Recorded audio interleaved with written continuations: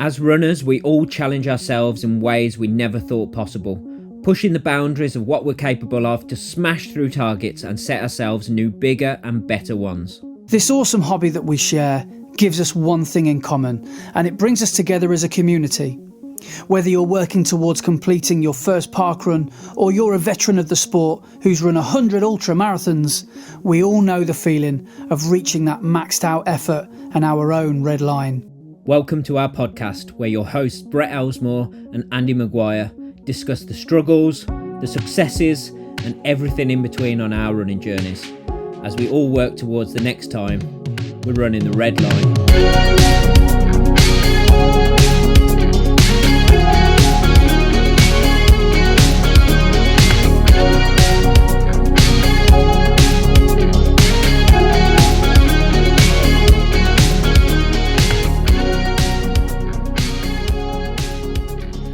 Hello and welcome to episode 81 of Running the Red Line. I am your host Brett, and I am joined as always by my co-host Andy.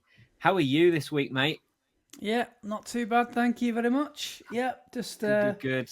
Trying to stay dry. The weather's been proper weird, hasn't it, this week? Sunny one minute. Yeah.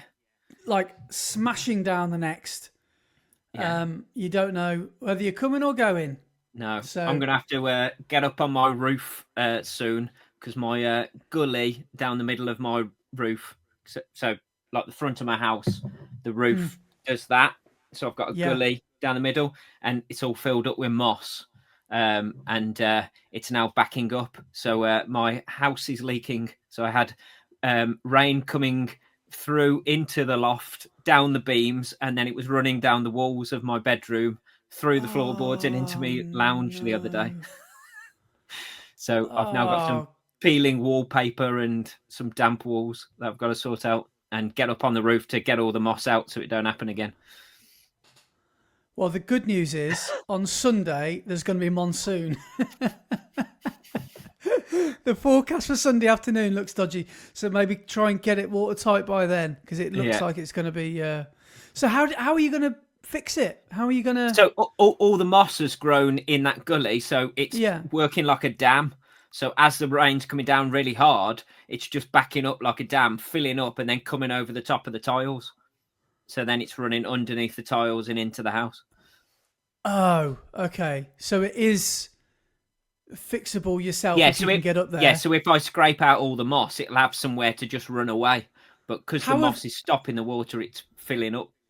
How have you diagnosed that? Have you been up on the roof, or can you see it from a bedroom window or something? It did it before, and we thought we'd fixed it, and we'd filled all the sides with like cement and stuff and scraped all the moss away. But because the moss has grown again, it's filling up. And where the tiles in the gully sit like that, like on top of one another, the water, because it's being blocked by the moss there, it's filling up, and then it's just coming over the top of the tile and coming underneath the tile. Yeah. So it's like an overflowing bucket, basically, and then just running into my house. But never mind. Has it ruined anything? Is it like spoiled anything? Or it's just made the wallpaper, like the lining paper that on the walls, that's just come up a bit bubbly. It's fixable. So yeah, it's not too bad. Well, I've got a humorous roof survey related anecdote for you. Which is something you don't hear every week. Actually, you probably hear things like that on this podcast. So earlier this week, I did a job in basically down in Tewkesbury, and I've got this new sort of job that I do with my drone, where I do survey roofs. It sounds boring, but it's quite interesting. And I just stick the drone up, and the surveyor basically hires me to go to the places he can't, basically. So I put the drone up, have a little fly, do some inspection of the roofs, and send him over. I don't know what I'm looking at. He knows all about lead flashing, or I don't have a clue what I'm looking at. I just get as close to the tiles as I can and film it all. And that's not my department. I do the filming, he does the assessing. But I started speaking to the client afterwards. She said, this is how I knew she was a runner straight away, because she told me within the first 10 seconds of meeting her. I thought, we're going to get on well. We're going to get on very, very well. So I said, oh, sorry, I think I said, oh, sorry, I'm a bit late. So I got there about 3 minutes past 10. She goes, oh, don't worry, I've just been out for a run myself. I was like, oh, brilliant, where have you been? So we started chatting on her doorstep before we'd even got in the house. And we just started talking about everything to do with running. She was saying that she'd done a few bits and bobs here and there, and, you know, she dabbled in ultras and stuff. And then she said one of her favourite things she's done, which I think is going on right now, is called Run to Paris. Okay. Have you heard about that? No. So it sounds like a lot of fun. So you start in, I think, London, and as a team, you relay run to Paris. And the route, the legs have all been, well, you choose who does what leg, but everything is staged, so you don't have to plan anything yourself. So, for example, there is I think it's over 5 days, but I could be wrong. But there is an obligation to run about a half marathon a day. And it's not a race, so it's, I mean, you try telling the people who are coming first that. But you run it as, you know, so whoever does the first leg goes off at 6 o'clock in the morning, the next person goes off, I don't know, 2 hours later. And, and there's like a base camp. At the end, you all move on to the, well, I guess you don't move on anywhere because you run from the next day. But I'm following someone who we're aware of, who follows us on social media, called Luke Henney. Oh, he's doing it right now. So I've been following his progress about it. And it looks like a real good laugh. It looks really good. And what they do is, I think, nobody takes the glory. So I think the last leg is all 5 of you. You run the last mile together as a team into Paris. Nice. That's well cool. But yeah. I want to know how you run from London over to France. You get the ferry. Do you get on the ferry and you just have to do loops of the ferry for the whole journey? Well, I don't know if you have to make up that 22 miles on a treadmill or I don't know how you have to do that. Maybe you're not allowed to sit down.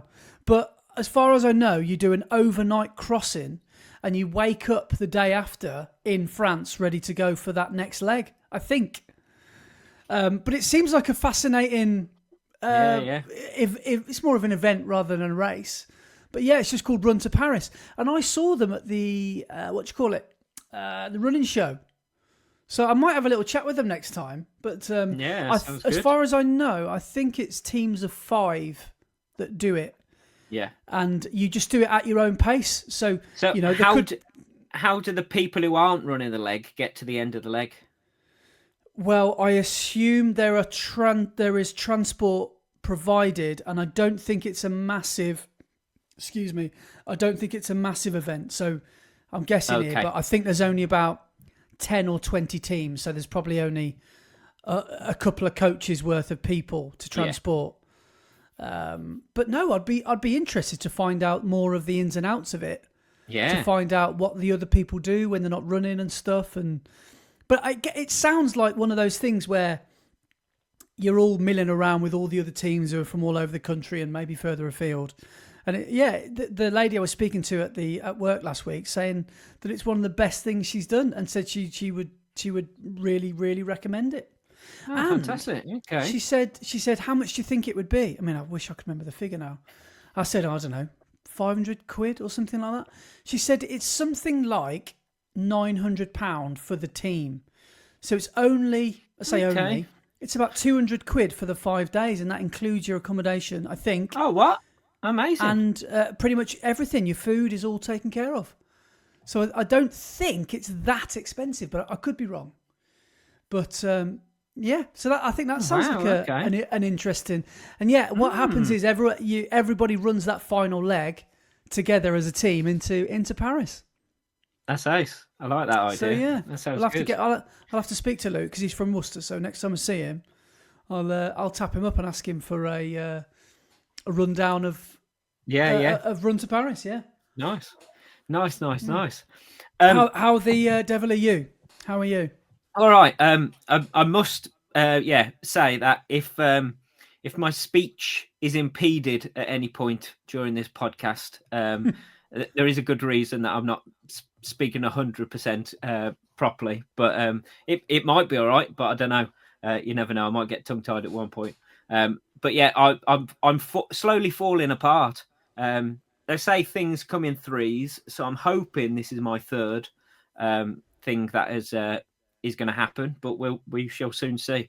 But yeah, I was down at hospital again yesterday, having some very minor surgery, but having some oral surgery of having a lump chopped out my tongue, which was pleasant.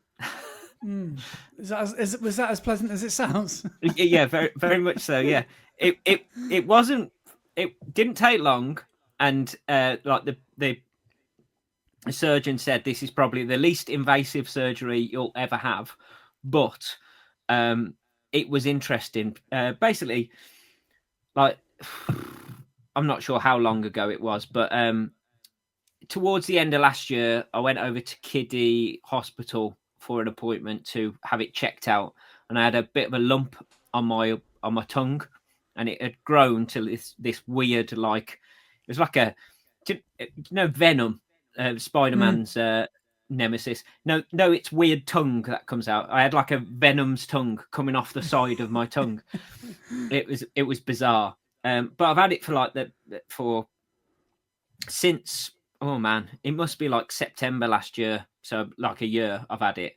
And I've finally got my appointment to go and have it taken off. But it's given me a bit of a sore throat for the whole time I've had it, and I think it's irritated the side of my throat and everything, because it's towards the back of my tongue on the side, and apparently you've got tonsil tissue either side of your tongue, and apparently they think it was an infection I had in that tonsil tissue, like when you have tonsillitis or whatever, and it was just a growth that had formed. They call it a papilloma, and it had grown on the side of my tongue.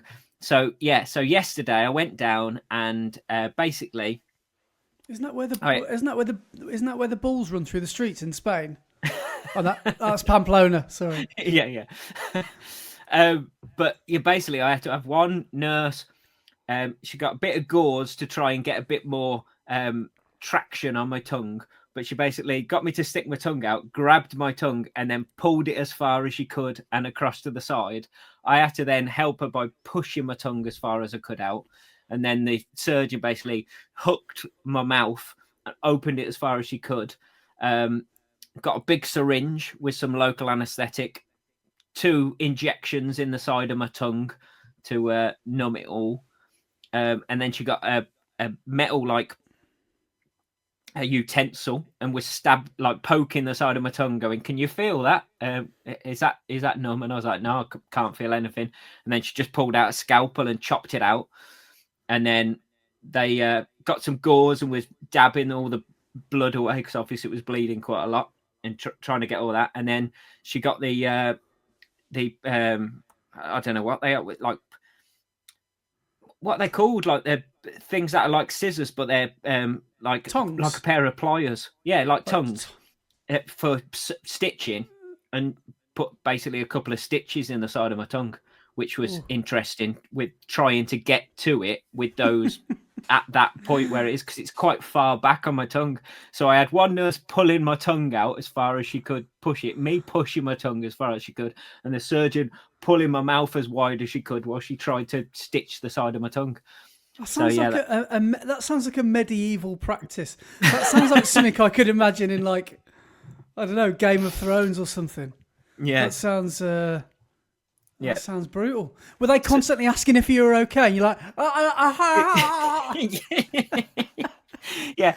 And I had one nurse, like, she was checking all of my details because they were filling in the paperwork and everything. She was asking me a question. She went, "Just give me a thumbs up if that's correct." And I just had to go, "Yeah, okay." Well, so I was going, but yeah, basically I then had a numb tongue for a couple of hours.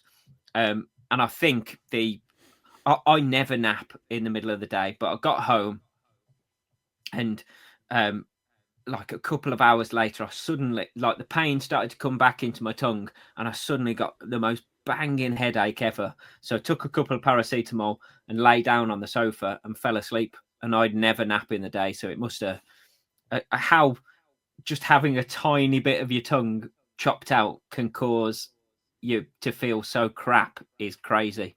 But then woke up about half an hour later and felt a bit better. But yeah, it was mad. Wow, what an ordeal. So where are you now? 36 hours after, you feeling better? Yeah. So yeah, it's still a bit painful and stuff, and I can like feel where it's all been done, but pretty much okay. Yeah, just yeah. So I've got stitches there that they said will dissolve in about 7 to 10 days. So then it should all hopefully be okay. Yeah. But yeah, they've sent the thing they've chopped off for testing, but they're pretty sure it's just a papilloma or whatever they called it, and should be all good. So, but yeah, just means that I some of the things I'm trying to do with my tongue when I'm talking just doesn't feel 100%. So we'll see how I get through here. Well, we've got a few things to try and get through tonight, so we'll try and press on. We'll try and keep the intro chitty chat down to 15 minutes, which probably is a world record for us. Yeah, I think it probably is. But we've got some big emails to get through as well. I did a race last week. I've got a race on Sunday. Yes. We've got new shoes to chat through. We've got some disqualifications and bans to talk through. Oh, yes. But quickly, I wanted to mention something. I don't know if... I think I might have mentioned this on previous podcast. What do you do with your old race bibs? Because I've got a wardrobe drawer shelf full of... Because when you pile them high, they stack really quite high because they've got the chips on the back of them. So they take up a lot of space. And I'm obviously not really sentimental about the... I don't know which race to belittle now, but some race that I've done 5 years ago, I'm not really so bothered about that. I prefer the middle. So, yeah, what do you do with your... Well, big races... are there behind me in frames, like the big 3 marathons I've done over the last few years. That's what I've done with those. But I'm guessing... Other than that, they're just in a pile. Yeah. I'm in a sort of chronological based pile with my most recent ones on the top. I did think about... Laura actually made me... It was really sweet, actually. For our anniversary one year, she made me like a scrapbook of all the races I'd done, wicked. So far. But I don't think she realised what an addiction this would turn into.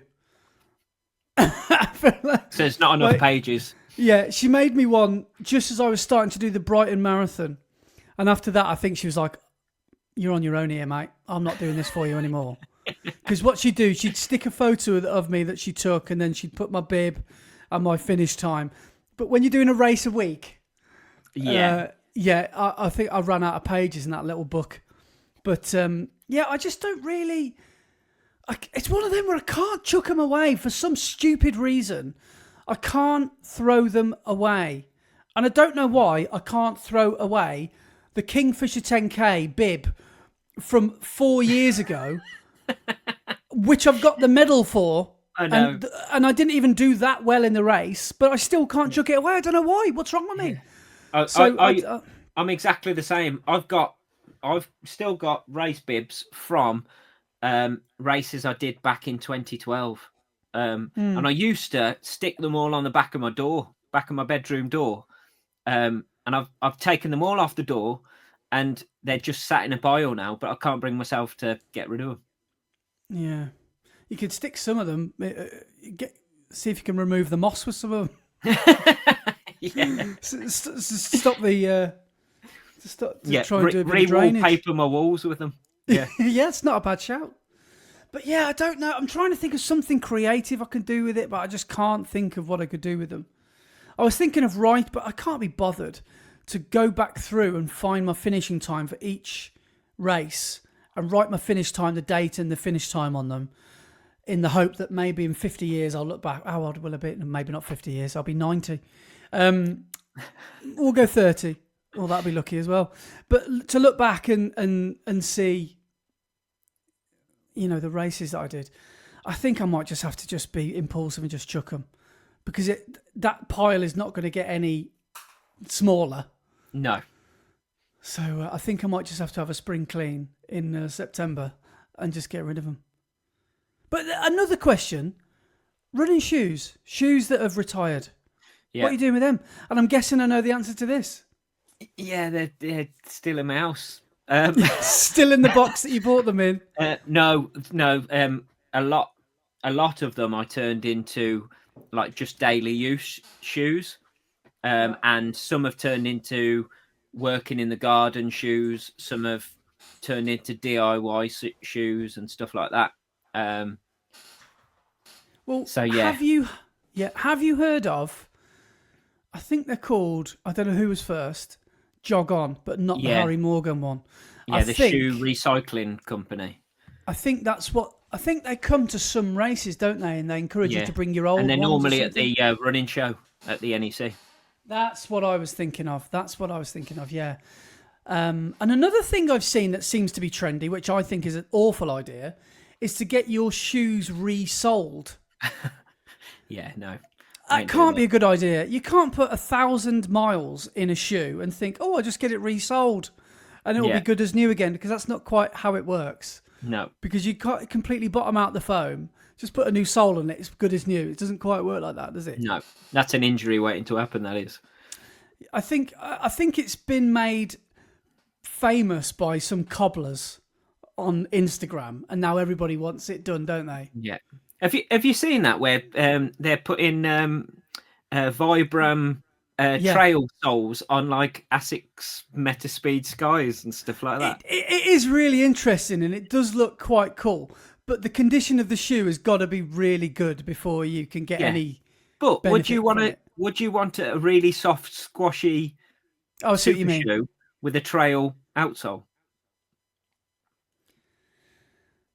I don't know. I think I'd have to try it. Because if you think about the advantages of... Well, no, I mean, it won't be stable, will it? No, that's what I was going to say. You almost roll your ankle with them on the flat road, let alone on the tarmac, rocky trail. Yeah. But you think about the advantages of road running super shoes and get them on the trail. But I mean, like some of these shoes... Yeah, why don't we mention some of these shoes I bought, right? So this week I've tried 3 out of 4 of my new shoes. The first one I tried were the Speed Ultras, which were the super shoes, basically. But the Ultra super shoes. Ridiculously good, but so weird to wear. Because when you walk in them...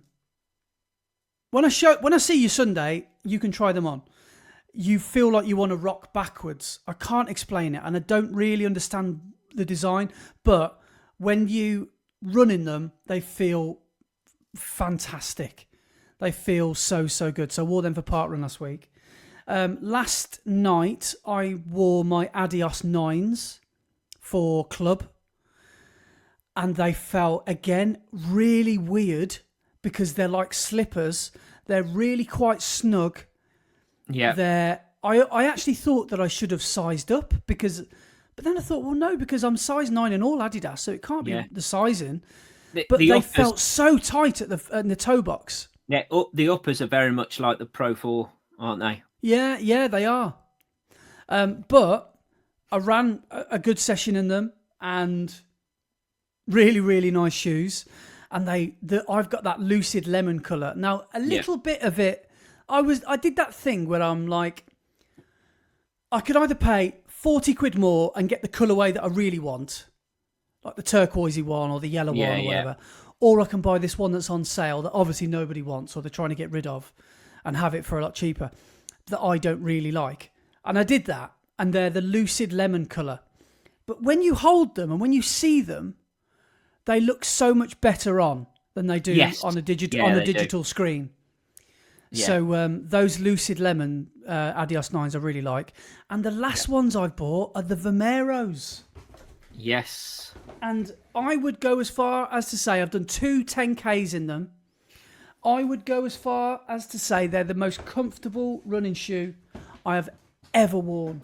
Oh wow, that's I wouldn't, 8.5. That is. I wouldn't say they're the best, but as easy day shoes go, I would say they're the best easy day shoe I've ever had as well. They're a little bit chunky. They're a bit heavy.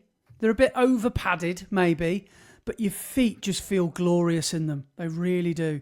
And the just plodding along at your easy pace feels really good. And I'm really glad. I mean, I shouldn't get too carried away. I'm doing 20k in them, but the two runs I have done, one in the rain, which was a good baptism of fire, because if they didn't perform in the rain, then that's no good.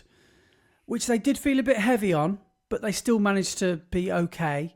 Because when you wear a heavy shoe and you get that heavy shoe wet, it gets even heavier. It gets heavier. So there is that to bear in mind, but I still really found that the comfort, it's a bit like this camera here, this, what do you call it? DJI Insta Go 3S. There's so many things about it that I don't really like, but it all comes down to the fact that it's just tiny and it's so portable. It's the same with these shoes. There's a few things that you shouldn't like about this, but it all comes back down to it makes me feel good and it feels so comfortable. And that's part of the battle. And that is part of the battle, and that's what I want on my easy day shoes. I'm not interested in speed on those days. I'm interested in just gliding and coasting and feeling like it's zero effort. But so far, really enjoyed those shoes.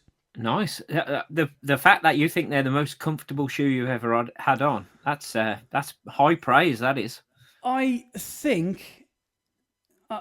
honestly think they are. And again, when I see you Sunday, I'm going to say, try these on. And we'll take photos of you wearing a Nike shoe. I was going to say, all over the internet. I think I'll be like the Ugly Sisters with Cinderella. I'm not sure my foot will fit.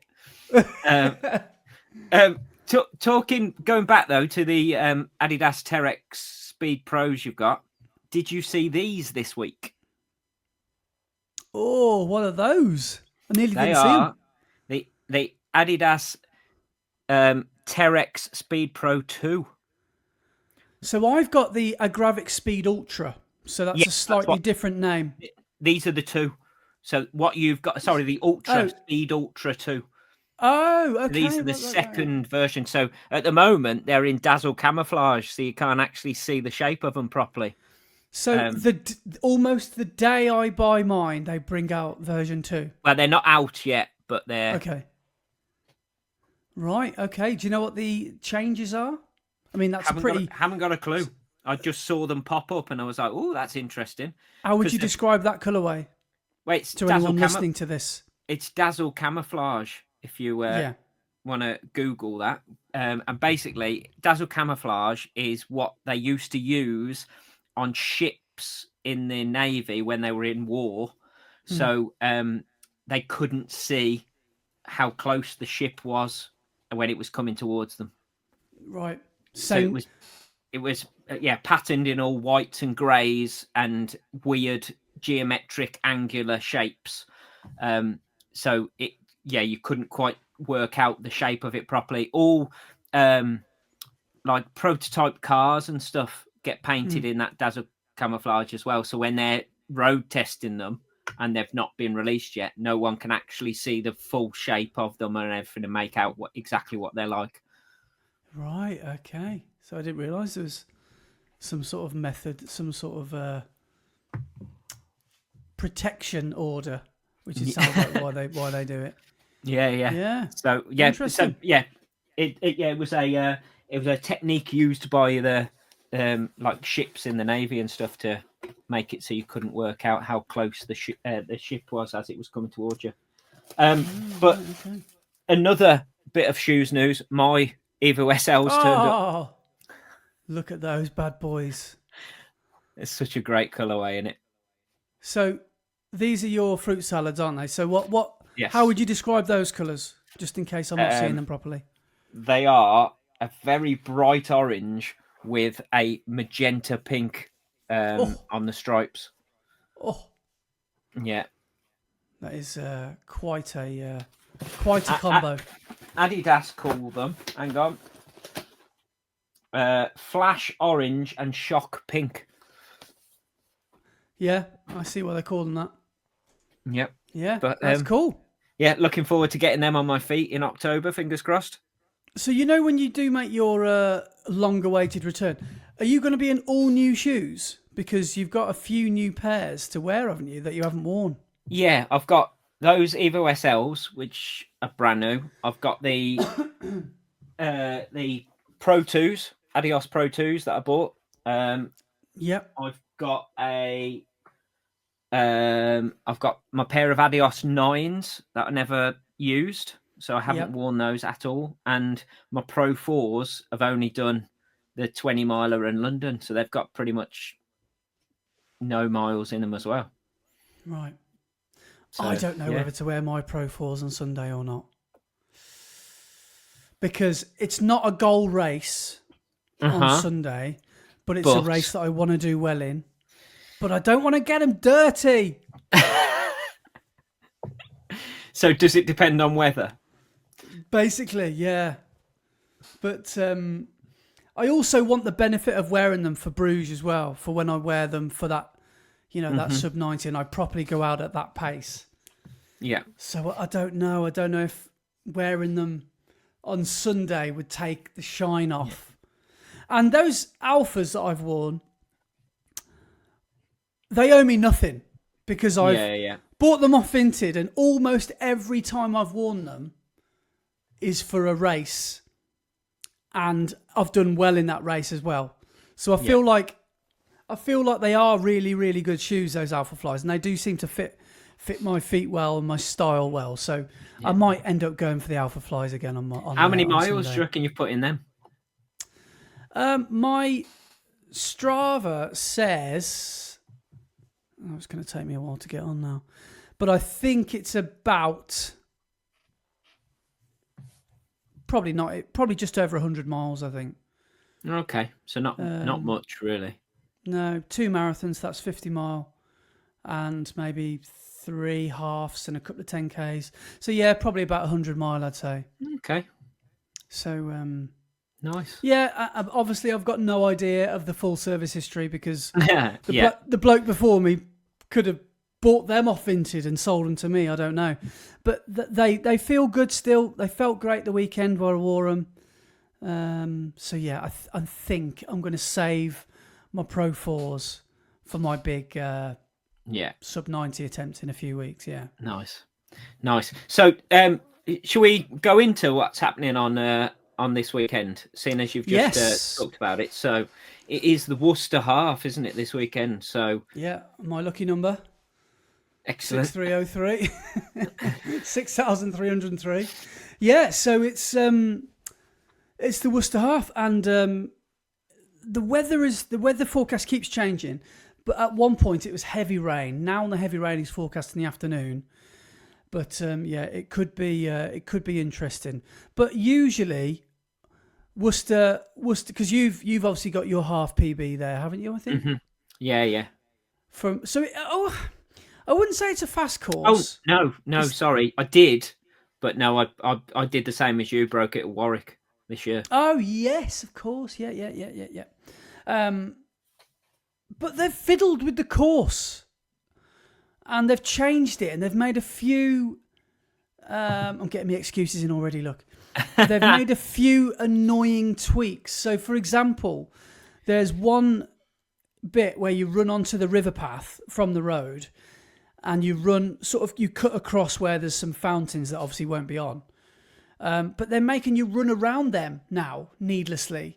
So now you've got to sort of put the brakes on and do a right turn, then a left turn for like no reason at all. And the finish line sprint has gone. Well, it's not gone. The It's on Andy segment. Yeah, cheers, Mac. So, do you know Mac has actually created that segment, It's on Andy, because that's where you famously told me it was on. And if you run the other way, he's called it It's Off Andy. So that's pretty funny. But there's they're changing the finish line to be, again, similar to what I just explained on the on that little fountain bit, but rather than it be a 10-meter diversion, this is like a 200-meter diversion. So instead of taking as the crow would fly dead straight to the finish, you've now got to run like a triangle to get round to that finish straight. So that means why do you think they've done that? Well, all I can think of is that the finishers of one race might interfere with the starters of another. But it can't be that, because we're starting 40... Well, we are starting 40 minutes apart, so maybe that's what it is. The majority of the traffic will be coming back as we're starting. Yeah. Because I'm pretty sure the 10K starts at 9:15, and we start at 22. So that's was that 35 minutes? Oh, so the 10K goes off first? Yeah, does every year. Oh, yes, it does, doesn't it? Yeah, that's bizarre. Which I find interesting. So a lot of the 10Kers will have, well, not a lot, but if you're pretty quick, you'll be finishing as us half marathoners are going off, which I don't understand, because they've made the starters, the half marathoners, start later than last year.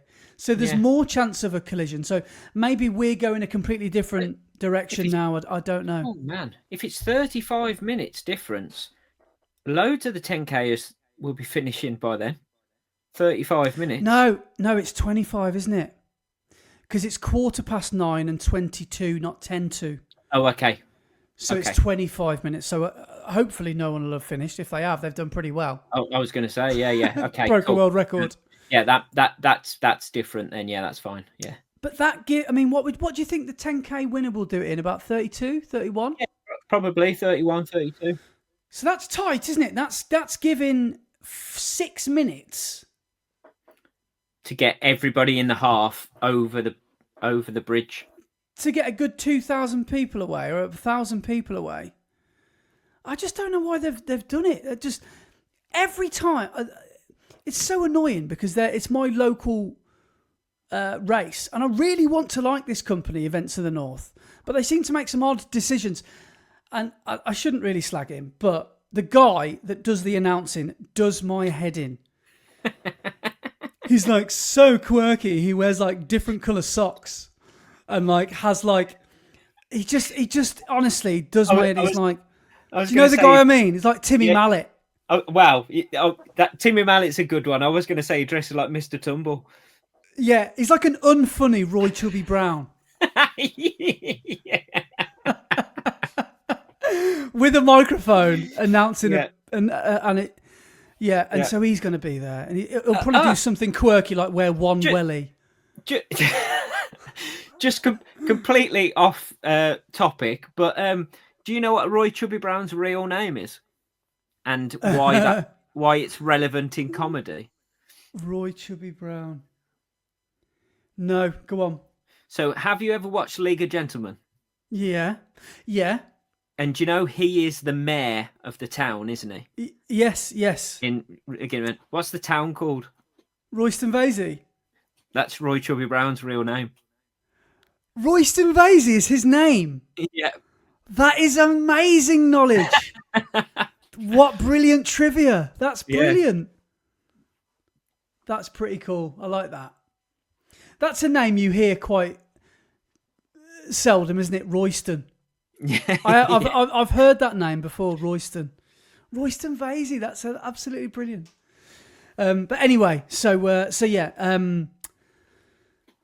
I don't know. We'll see how we get on Sunday. But I'll be going for, I'm hoping, a course PB, which will be, I did 1:34.54 last year because I wanted 1:35 or quicker, which I just about got.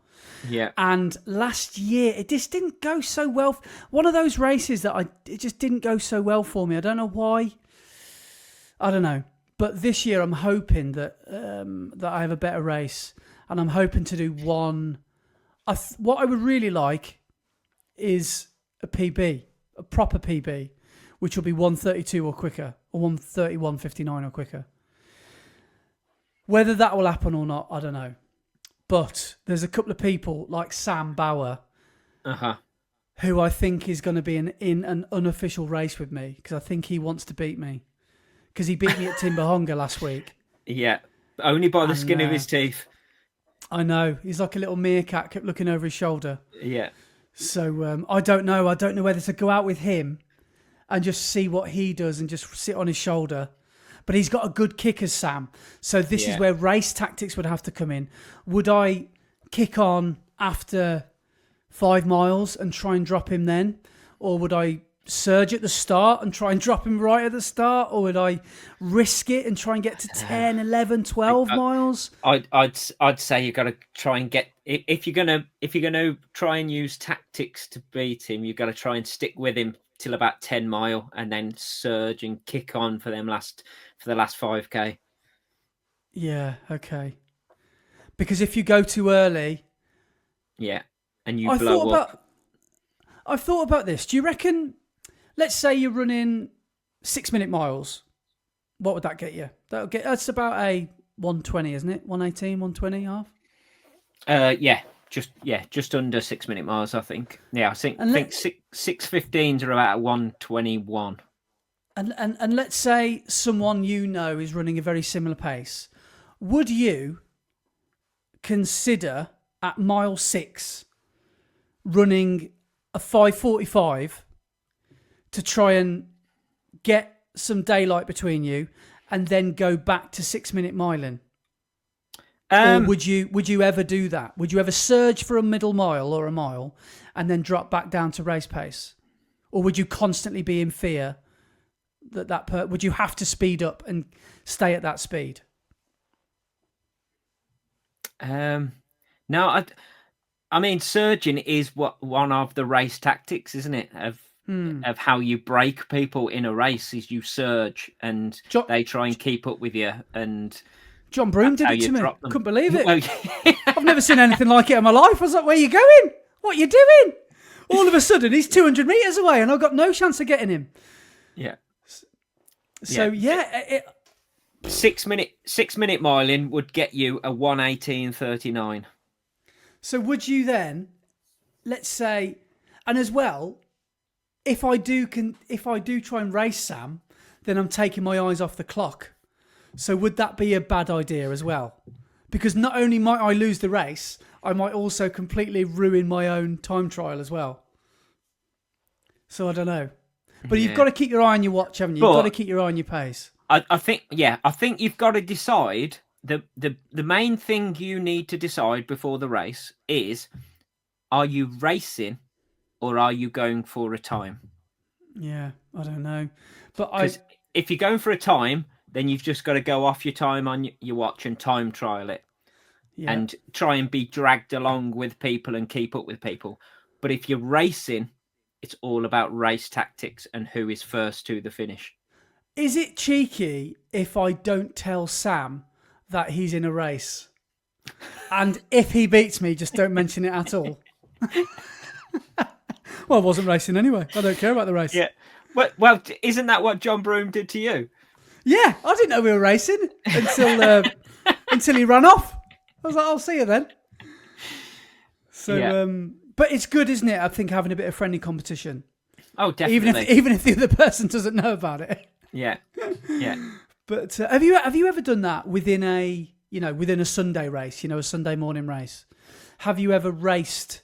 And I'm not talking about reeling people in the last mile. Like, have you ever had great rivals from cross country across the years who you lose sleep over every Saturday morning? I've done it 100% in cross country. I've seen people during a race, and I'm like, I am not letting them beat me. And it is my main goal throughout the whole race is to catch them back up or stay in front of them. I've definitely had that in cross country, 100%. Do you have any rivalries within the club that you would care to divulge? I don't know as rivalries as such, but it's always good, friendly competition within, because wanting to try and be first club member across the line is always, good competition. But it doesn't matter who comes across the line, because as a club, you all want Yeah. each other to do well. So Yeah. like, yes, we can all be together and all be going for it.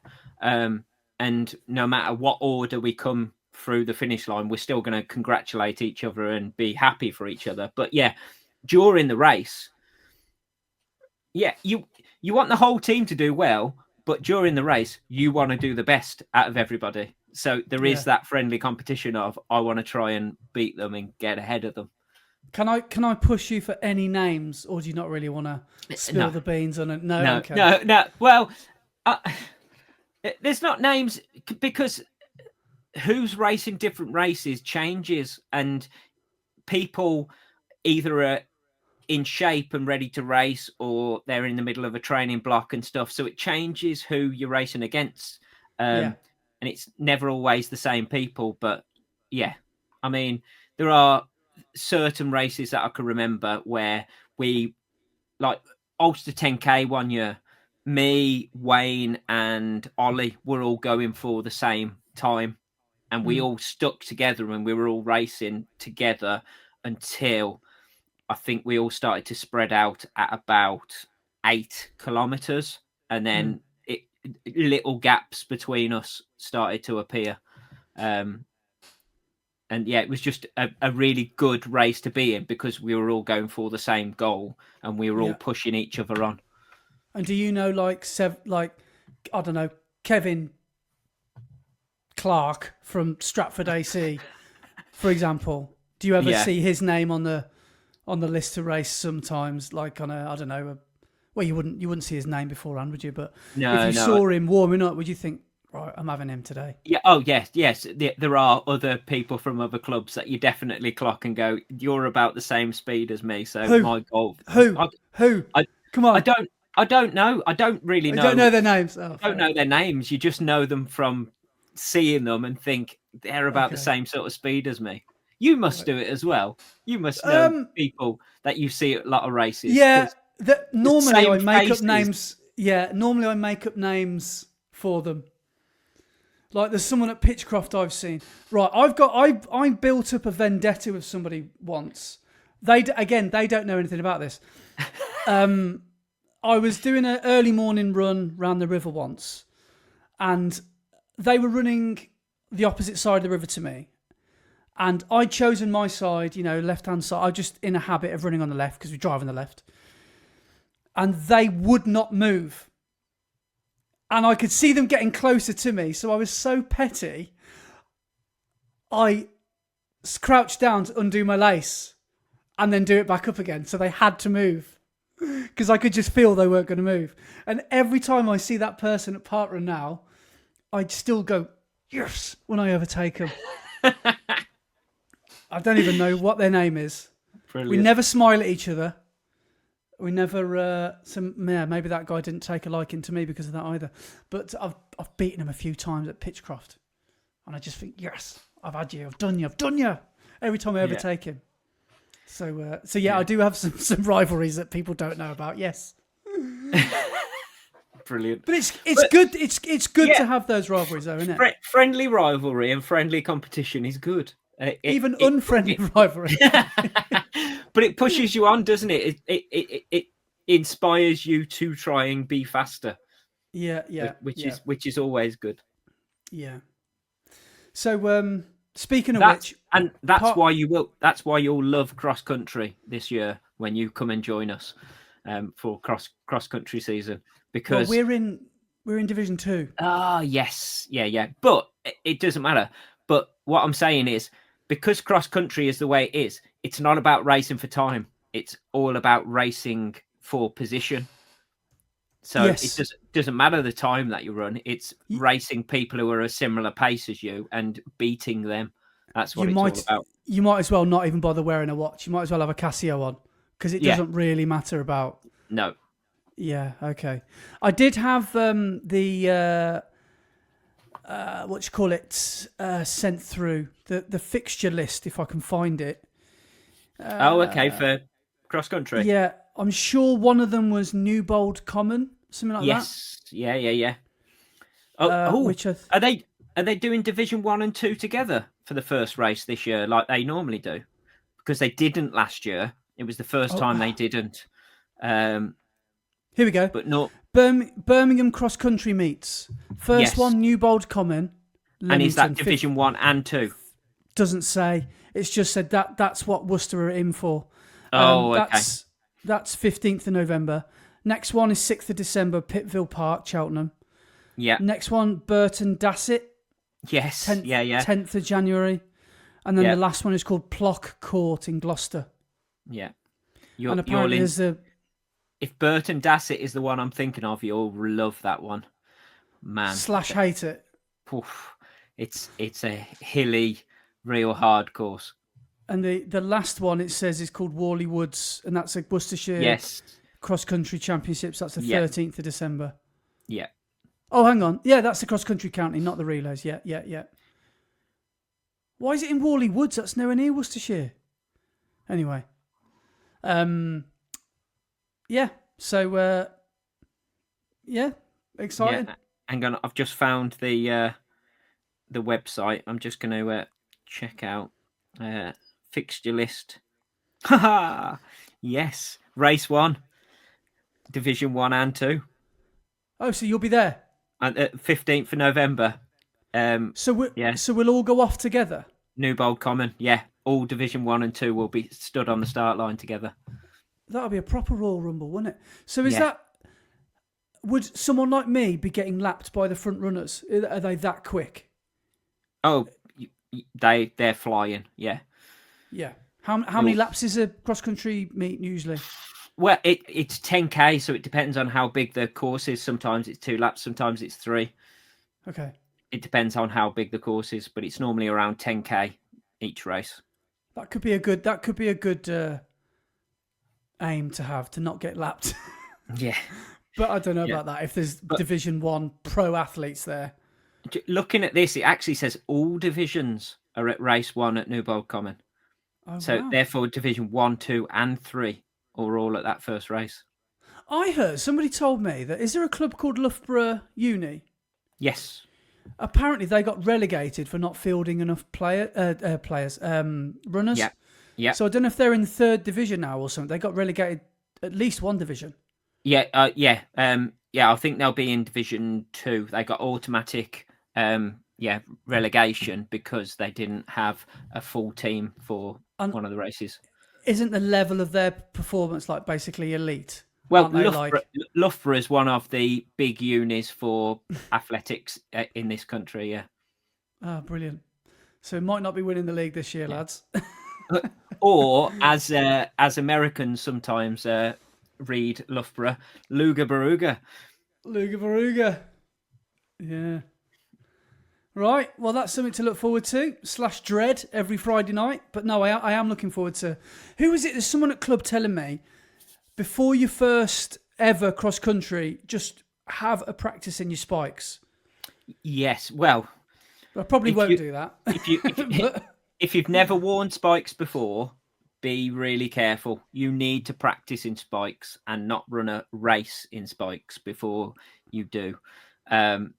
You need to practice in them because it is a very different way of running and it is a very different load on your legs. Your calves will absolutely take a battering if you've never run in spikes before. Would you recommend like a proper muddy farmer's field run to see what it's really cross-country's really like? I would recommend just putting on some spikes and doing some strides on the grass somewhere, even if it's just a flat bit of grass, just to see what spikes feel like. And then as you get towards cross-country season, just do like some of the grass sessions you do at club, do half the session in your shoes and then change over to spikes for a couple of reps and then maybe put shoes back on and just build it up. So you put in a little bit of spike running in there, but you're not like doing a full-on session straight away. Well, the worry is my first cross-country will be in my taper of Valencia or just before it starts. Yeah. So I've got to be real, but I've got 3 weeks before it. Yeah. So I'd be tempted then if it is that close to your marathon, I'd be tempted to wear your trail shoes for the first cross country. Oh, really? Because if you're going to wear spikes and destroy your legs, and then it's going to affect your marathon training, yeah, maybe go for the less aggressive option of wearing a trail shoe instead. Okay. Yeah. All right. Good tactic. Yeah. But only you can make that decision if you've had a go in spikes, because you need to know what it's like, because it is very different. Yeah. Yeah. Cool. All right. Well, that's food for thought. Yeah. So next on the list, just a quick one, really. Just news that I saw. Both Kipchoge and Sifan Hassan have both signed up to run the New York Marathon on the 2nd of November. So it'll be Awesome. Kipchoge's first ever time of running New York. Cool. Oh, I didn't realise he'd not done it before. Yeah, that's one of the majors he'd never run. Probably because it's hilly. And he's not a fan of hills, is he? But there we go. No. Yeah. So that should be good, seeing both of those.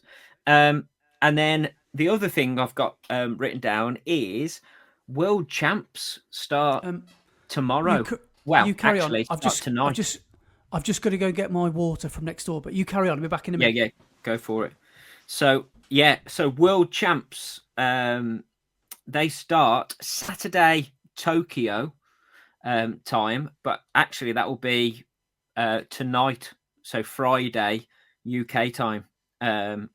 So that should be exciting. I'm just going to quickly get up the schedule of the World Champs, if it will actually load. I've seen the marathons on Monday, I think. Yeah, and of course, when I'm trying to talk about it on the pod, I've just got a blank screen. Look, that's really handy. Yeah, that's really helpful. I've just seen that the marathon. So I typed in the marathon, and if you type in by discipline, you can scroll down, and the marathons are what I'm massively interested in. So that's on Monday, the 15th of September. At 11:30 p.m. Oh, maybe that's British time. Yeah, that would make about sense, wouldn't it? Yeah, it would. Because Tokyo is about around the same sort of time difference as Australia, isn't it? Ish. Yeah. So I wonder how you can look at the. Can you look at the field? Can I click on the event? I don't think I can. I want to know who's lining up. Why is this suddenly not working anymore? Which is great. That's helpful, isn't it? It was working fine, and then when I need it, right, let me do that. Try again. Well, I can. I've got a here we go. Here we go. So it's saying today, the 13th of September. So as I said, so it's Saturday over in Tokyo already. There is the race walk in the morning, and then in the evening session, there's the men's 3,000 meter steeplechase heats. There is the women's 1,500 meters heats, and the women's 10,000 meters final on the first day. And then the men's 35k race walk. Yeah, 35k. Yeah, that's what walking. That's what the race walks normally are. Almost a marathon distance. Yeah. I thought it'd be about 5k. No, they run more or less. They walk more or less the marathon course. How long does it take them? I bet they can do it in. Well, probably do a marathon in 3 hours. Yeah, because they're basically running, aren't they? Well, I think one of the top race walkers in the UK can do a 5k walking in about 16 minutes. That's a joke. That is an absolute joke. Yeah. But on the 14th, yeah, so that is Sunday, but it will be Saturday night here. The women's marathon. Yeah. The men's 1500 meters heats. And then there's no start list, is there, on worldathletics.org? And then in the evening there is the women's 1500 meters semi-final and the men's 10,000 meters final. If I click on, no, it won't bring up the list. And then on the Sunday, so Sunday the 15th, Monday the 15th, or Sunday evening for us will be the men's marathon. Yeah. And then the women's 3,000 meter steeplechase heat. And then in the evening, men's 1500 meters final and the men's 3,000 meter steeplechase final. I can't see who's lining up to run the marathon. Can't be anybody big. I haven't heard anything about it, have you? Well, obviously some people were prioritising running the majors. Yeah, running Sydney or Berlin instead, or Chicago instead of doing Worlds. I know Emil Caress is running for us, but I don't know. He? Okay. Yeah, so he's been training towards running Worlds. Right. But the women's marathon starts at 11:30 on at night, Saturday. So 11:30 our time. Yeah. At night or a morning? PM. Right. Yeah. So just before midnight. And then the men's marathon starts exactly the same time the day after. Right. Yeah. Right. So cool. Yeah. But again, I think the exciting race is going to be the 1500 meters, as they always are. So yes. When are the finals? So the women's 1500 meter final is on day 4 at 2:00 in the afternoon our time, and the men's 1500 meters final is on day 5 at 2:20 in the afternoon.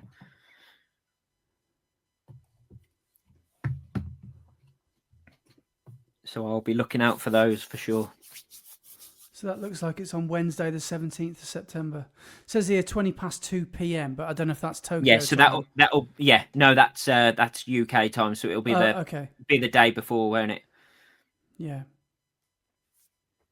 Right, cool. Well, that's exciting. So that'll all be. We can have a chat about that next week when we come back on the podcastio.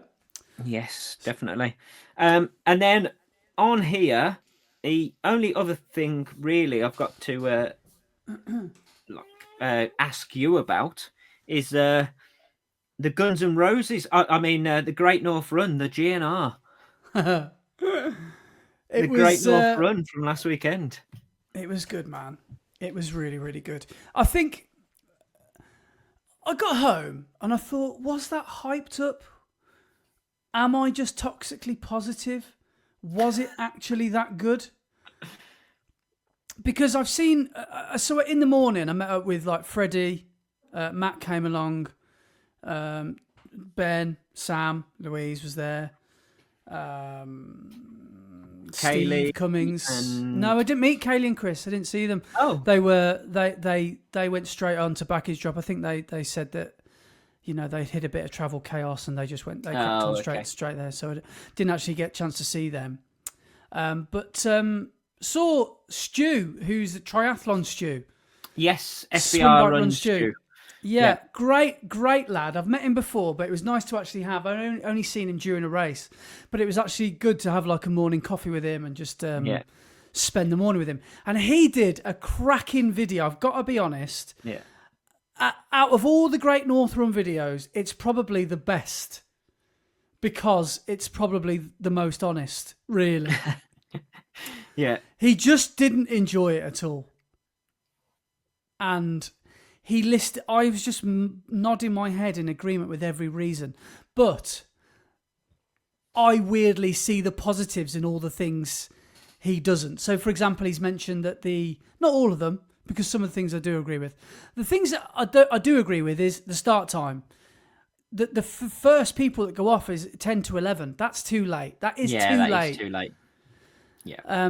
The logistics are a nightmare, and there's a couple of other things like it's basically dual carriageways. It is a dull race. It is dull because it's dual carriageways the whole way pretty much, apart from a housing estate towards the end, and then you get the sea views, and you sort of forget that because the crowds are so good. But these big city races and marathons, that's what they're all like, though, isn't it? Really? Yeah. They're all along these roads and the path of least resistance, really, because they have to be on the widest roads for obvious reasons. So they're not always the most glamorous roads. But that being said, I had a really good day out. It's the loudest I've heard the Great North Run in the 4 years that I've done it. The noise was deafening. I just really felt like it was just super, super noisy and super energized. Yeah. And we did the slightly sensible thing, and we sort of got ahead of the chaos, and we got into our pens at about 10 o'clock and had a good 45 minutes to wait. And we're glad we did, because seeing some videos where people are literally squeezing into the pens because there's literally 1,000 people all trying to get into a gap in a fence that's 3 people wide. So that looked a little bit stressful. I saw that on, I think, might have been Kaylee and Chris's video. I can't remember, or maybe it was Freddie's. I can't remember. But it did look mega busy. But yeah, we got ahead of that. Got away fairly well. I ran the first 5K with Ben, Sam's brother, Ben Bauer. And then, oh, hello, Bobes.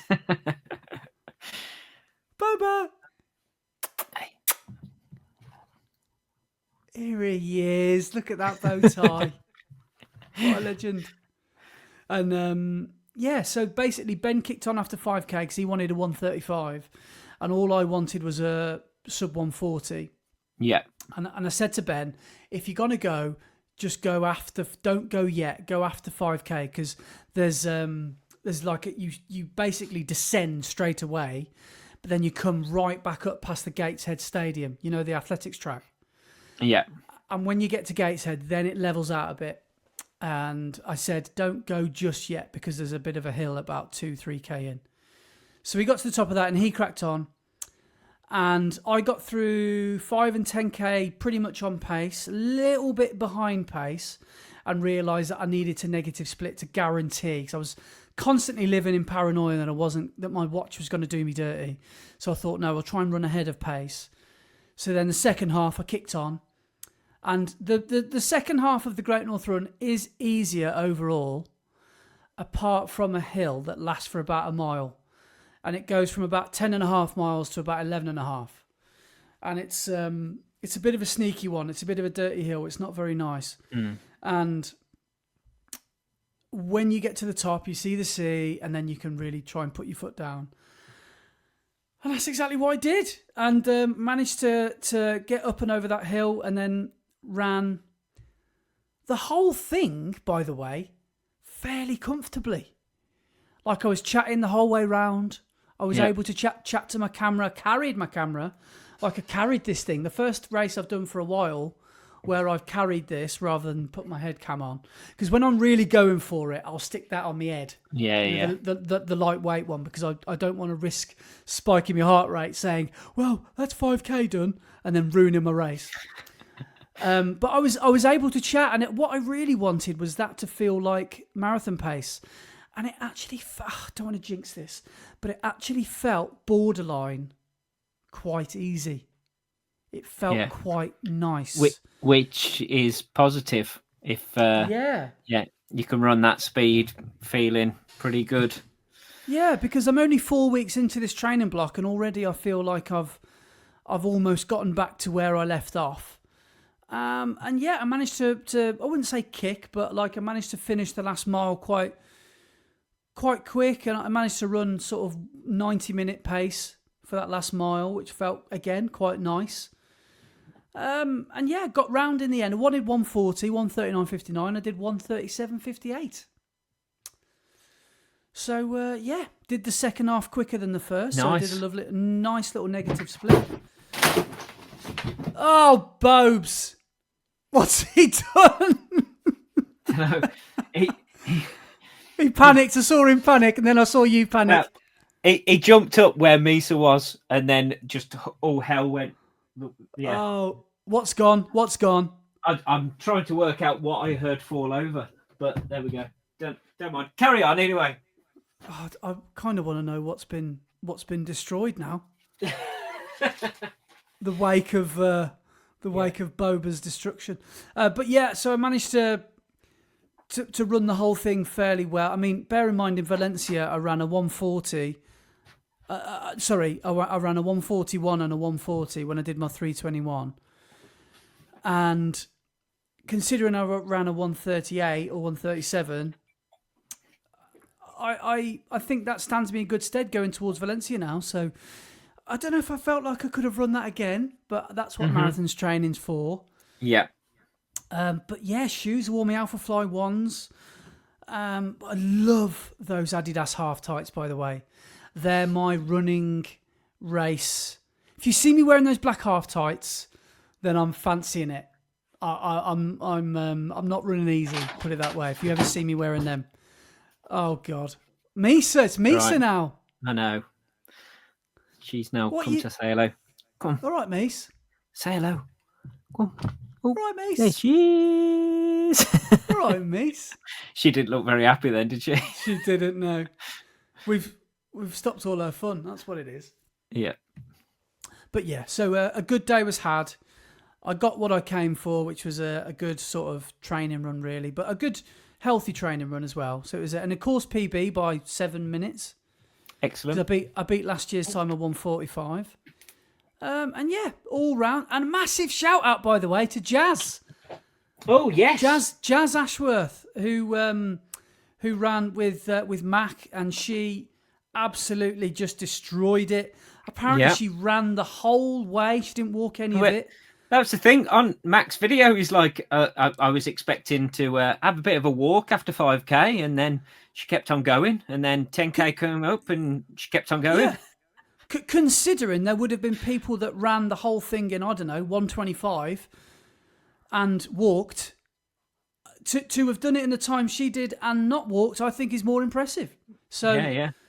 So very, very well done, and a lot of money raised, and I'm sure it was a very emotional one for her as well. So very well done. Yeah, and also, awesome work.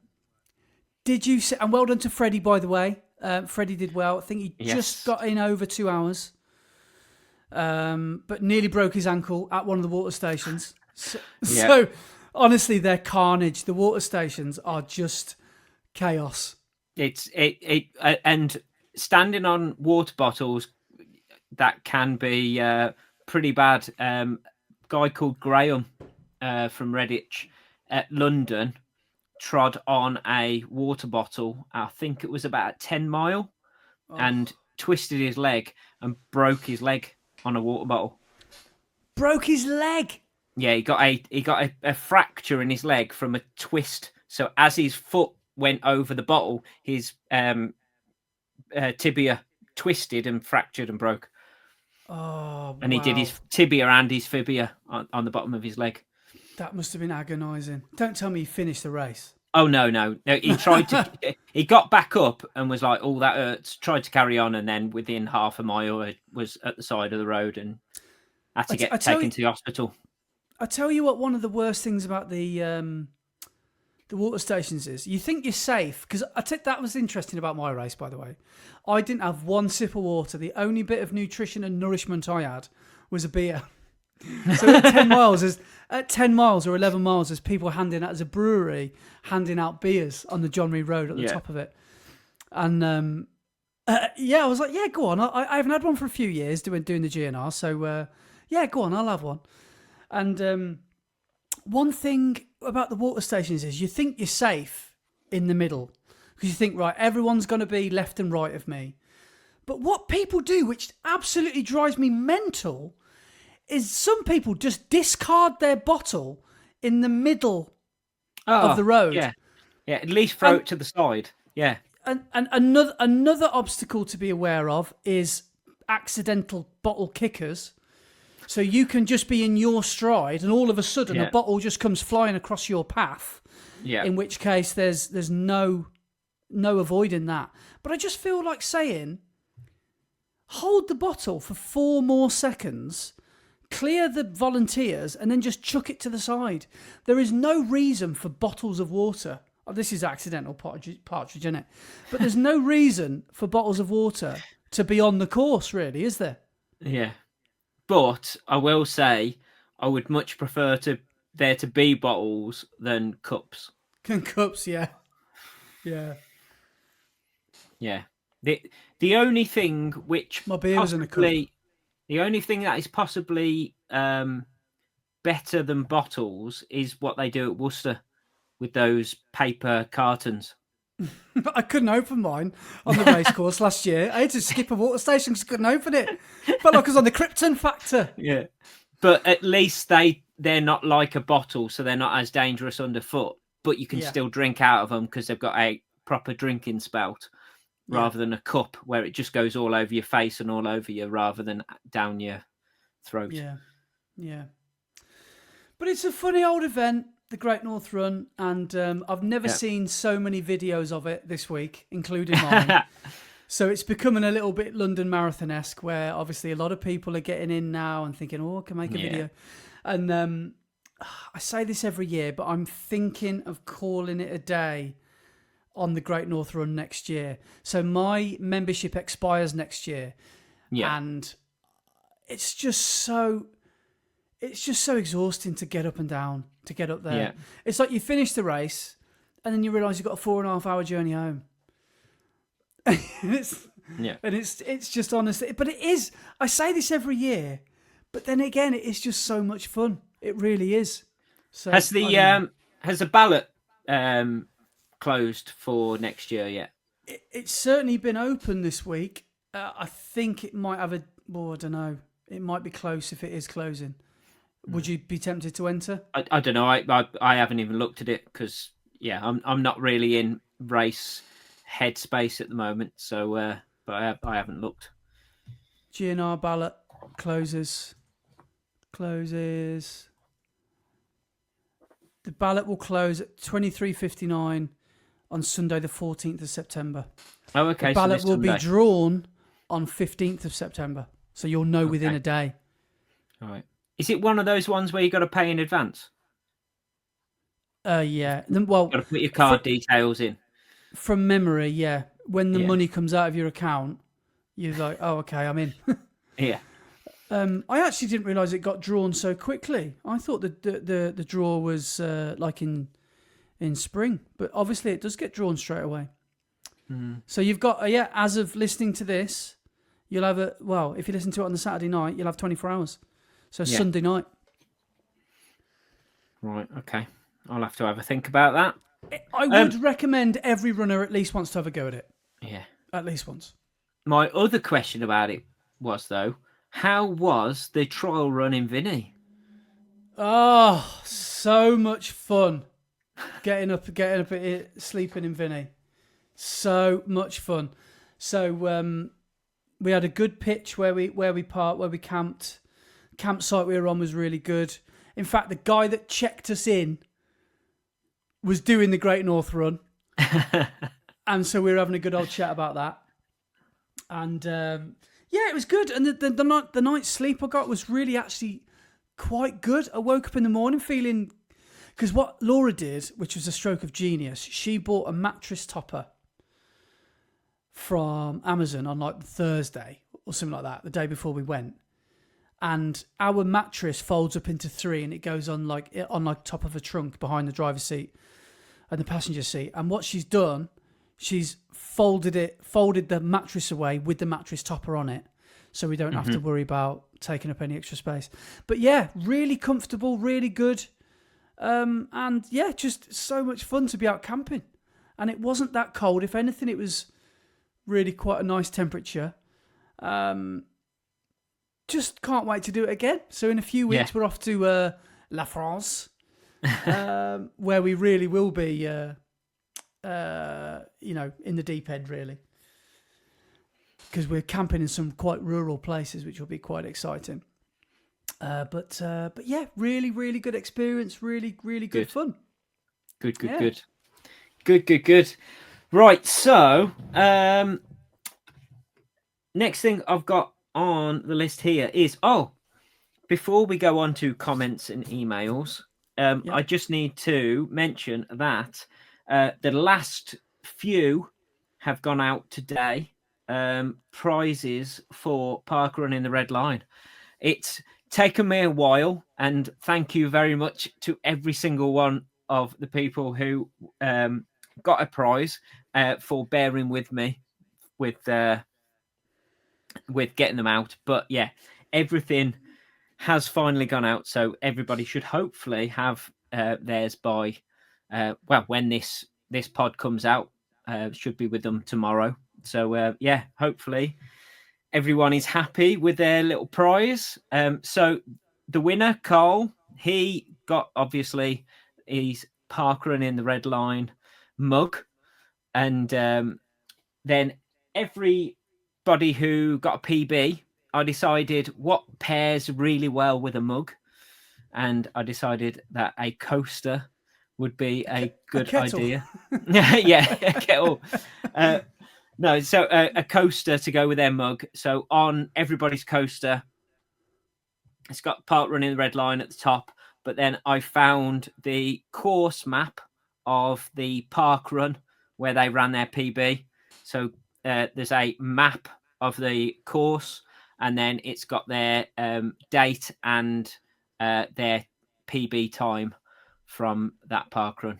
Amazing. On the side of the side of the coaster, so each one is personalised to the person and their achievement. And you've done that thing that Laura does when she's writing like a birthday card. She's like basically put me on the card at the end, even though I've done absolutely nothing towards it. So you're welcome, guys, from me. You were there in spirit. You were controlling my hand as I was signing your name at the end. But you've done you've played a blinder there, so I would like to say thank you for doing that as well. But I think we've had a few people have tagged us in their comments, haven't they? And, their stories and stuff about people that have received their goodies this week. So hope your cup of tea tastes nice this week. Yeah. So on that note, shall we go to comments and emails? We should, yes. So let's have a look at the comments first of all. So first one is from Craig Brooks, and he says, "I've just found the Easter egg in the last 10 seconds of Andy's video." Sounds like he's just running past some ducks. Yeah. So if you are following us on Instagram, I did share a reel which exposed the little Easter egg at the end of Andy's 7-way challenge video, where the wonderful, beautiful, serene sounds of the forest are displayed as he is running through. It was the floorboards. Yeah, obviously. Creaky floorboards, yeah. Yeah. Then next one is from Sam Harrison, and they say, every I ran a marathon with no training video, I go and find their Stravas. There was one lad and he'd run 1,700 kilometers in 2025. Really? And said he'd done no training? Yeah, so Brilliant. I ran a marathon with no training, but in 2025 had run 1,700 kilometers. Yeah, that's no training. I salute you there, Sam. That's some good detective work. Yeah, I brilliant. like that. Next one's from Kieran Turner, and they say, "Great job as always, chaps. Love a bit of shoes news." Shoes news. See, I can't quite get that rasp that you've got at the moment. My tongue don't work properly. Oh yeah. So thanks for doing it for me. Excellent. Next one's from Alex Bodin. And he says, I love how passionate Brett was regarding the I did X on no training and so on. Because although, yes, it's incredible, people can do these achievements. Like you said, it's also dangerous and sets a bad example. Nothing beats the work in a training block. That's the more incredible achievement over any specific race or challenge. Great pod, fellas. Keep it up. Nice one. Yeah. So, yeah, I agree. Thanks for that. Thanks for backing me up, Alex. And then last one is from Steve Hardy, and he says, I had a similar situation to Amelia with a Nike Vomero. Found my ankle would rock way too much and got constant niggles. Ended up after about 100 kilometers just using them for the gym shoes. And it put me off Nike moving forward. Well, that's or not good Nike. It's strange how we end up loyal to a brand and won't have a bad word about them. I bought a pair of Pumas and haven't looked back. I've had various versions. The Puma Nitro Deviate Elite 3 for a race day shoe, I'm loving. Having worn them for a 5K Parkrun and the Great North Run, and have achieved a 5K, 10K and half marathon PB in them. I'm in training for Yorkshire Marathon and running better than I ever have. I've had friends who are skeptical about super shoes and probably put off by the price and lack of durability. My question is, how much do you feel the placebo effect of a new shoe is on race performance versus the actual benefit of the shoe versus the improvements made as a runner due to the solid marathon training block? Wow.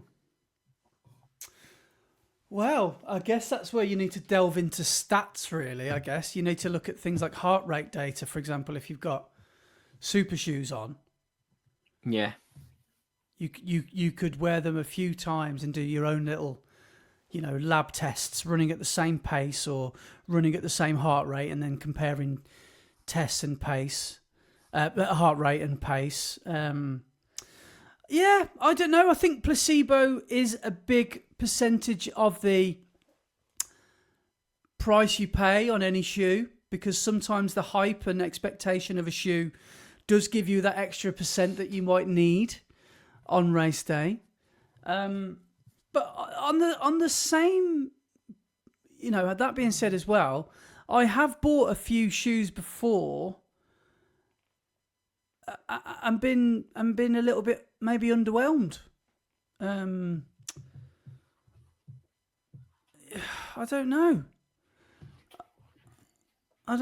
Maybe I'm, again, like I said earlier, toxically positive, and I always try and look for something good in every turn. I mean, there aren't many shoes I've bought that I've disliked. Yeah. But performance-wise, do you think the idea of having a new shoe for that race helps in the race more than the training or the actual benefit of the shoe? Do you think knowing that you've got that new shoe and having that confidence in that new shoe is more of a improvement than the shoe itself? Well, whether a placebo is a placebo or not, it's working. Yeah. Like, if you take a drug and it makes you better and it turns out to be a placebo, it doesn't matter. It's made you better. Like, that's how they do drug trials, isn't it? They give half the patients. Psychology is massive with running, isn't it? It's a huge part of the game. Yeah. Well, you've proved it yourself earlier in this pod, because you said you're not going to use your Pro 4s on Sunday because you want to save them for Bruges. Well, I've worn them once for the 5K I did when I did my Summer of Speed, and I haven't worn them since. And I've only ever done 5K. And yes, I am a huge believer of spending a lot of money on something and saving it for special occasions. Yeah. Because of the hope that it will help you do the business on the day. So yeah, I'm a big believer in the placebo effect. Yeah. However, I do think it's not purely placebo. I think it is backed up with tech and science and all the stuff that we're not capable of. Yeah. A lot of us don't really actually. I don't really understand foams really and carbon plates and all that sort of stuff. I think I do, but whether this stuff is actually in the shoe or not, I don't know. If someone tells me it is, I'll probably believe it. Yeah. So, okay, if you had to put them in order of most to least of how much it affects your result in the race, psychological placebo effect of the shoe itself, or the training? Oh, well.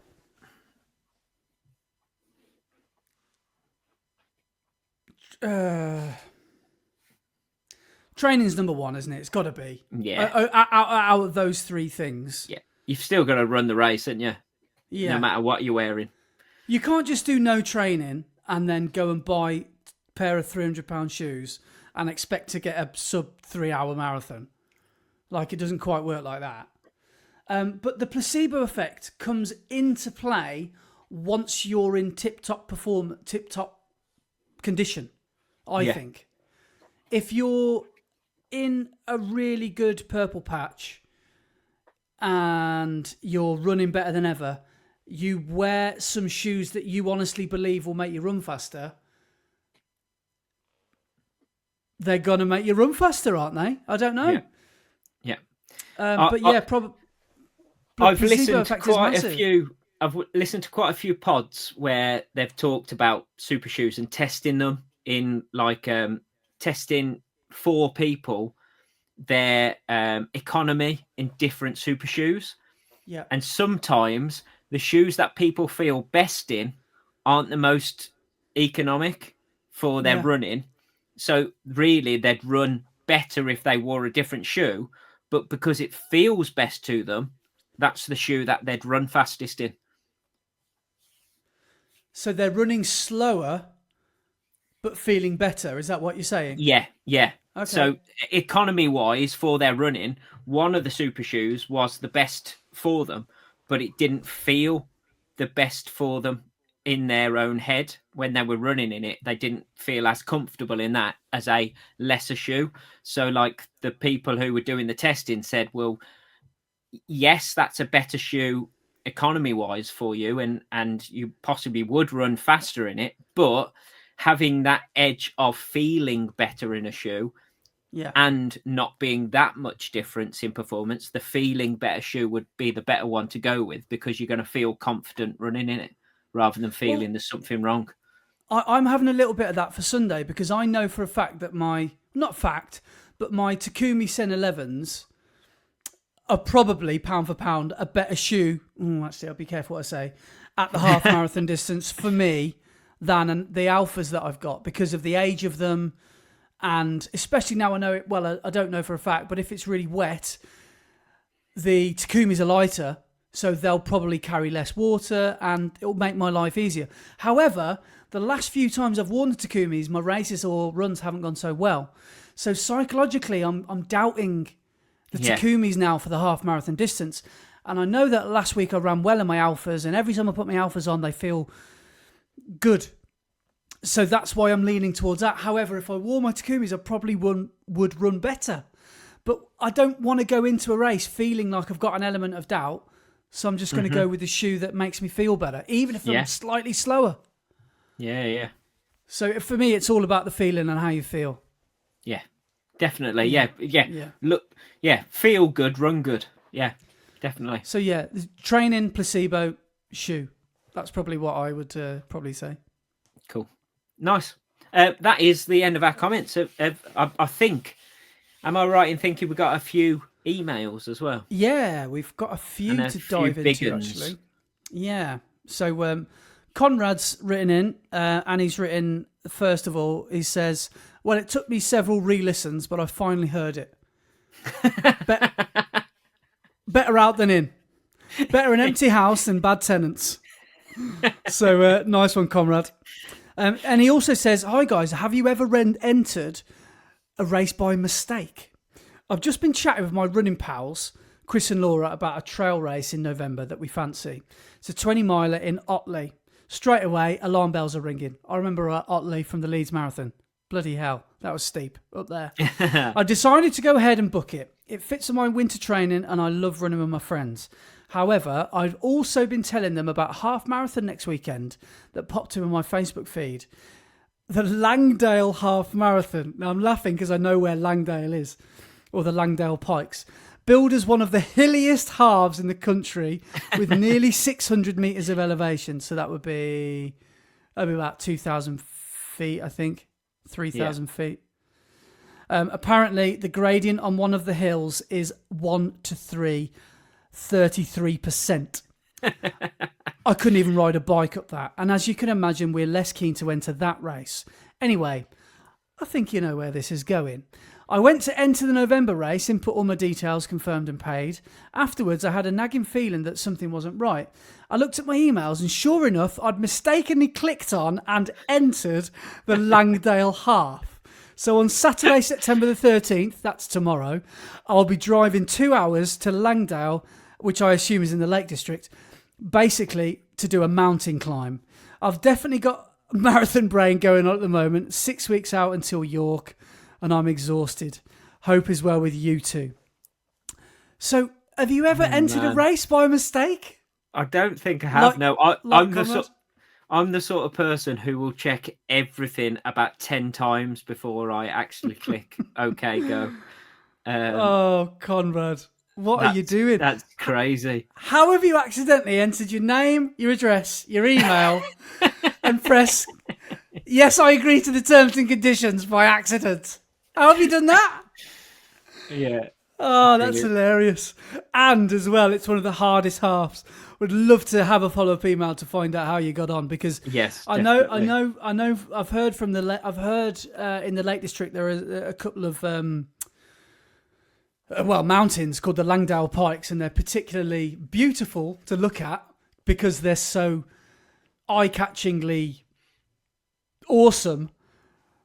They're awesome because they look like how you would draw a mountain, straight up and straight down the other side.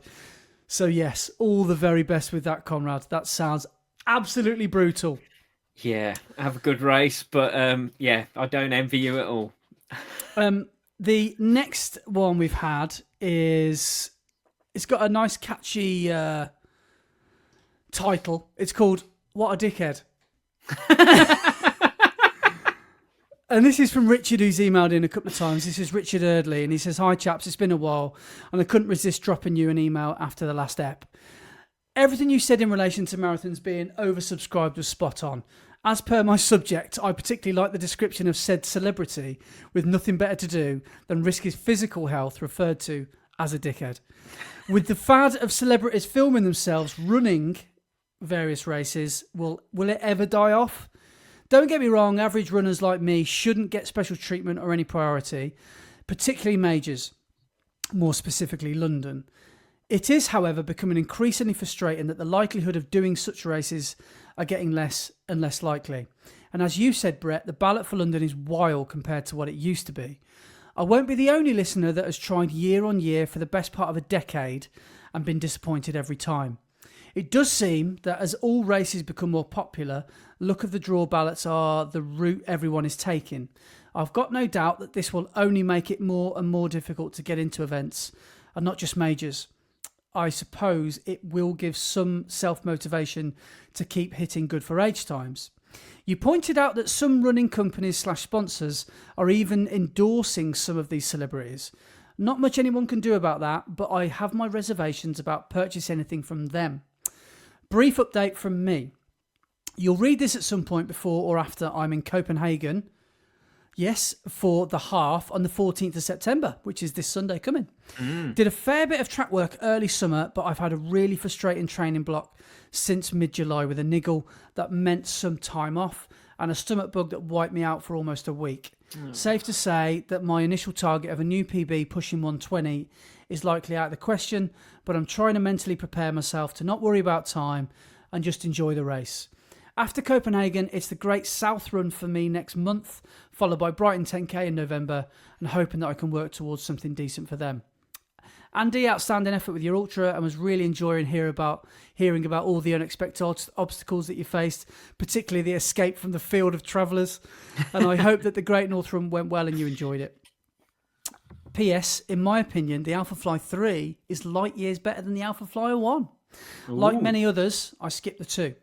Brett, I'm glad that you've got your ops out of the way and you're on the mend to full recovery. Be great when you're back running and will be good to see how you progress after a long layoff. I agree the coverage for Sydney was pretty diabolical. Found it interesting that Savannah San decided to run the marathon as opposed to going for the Worlds. Good payday. Regardless, what an incredible athlete she is.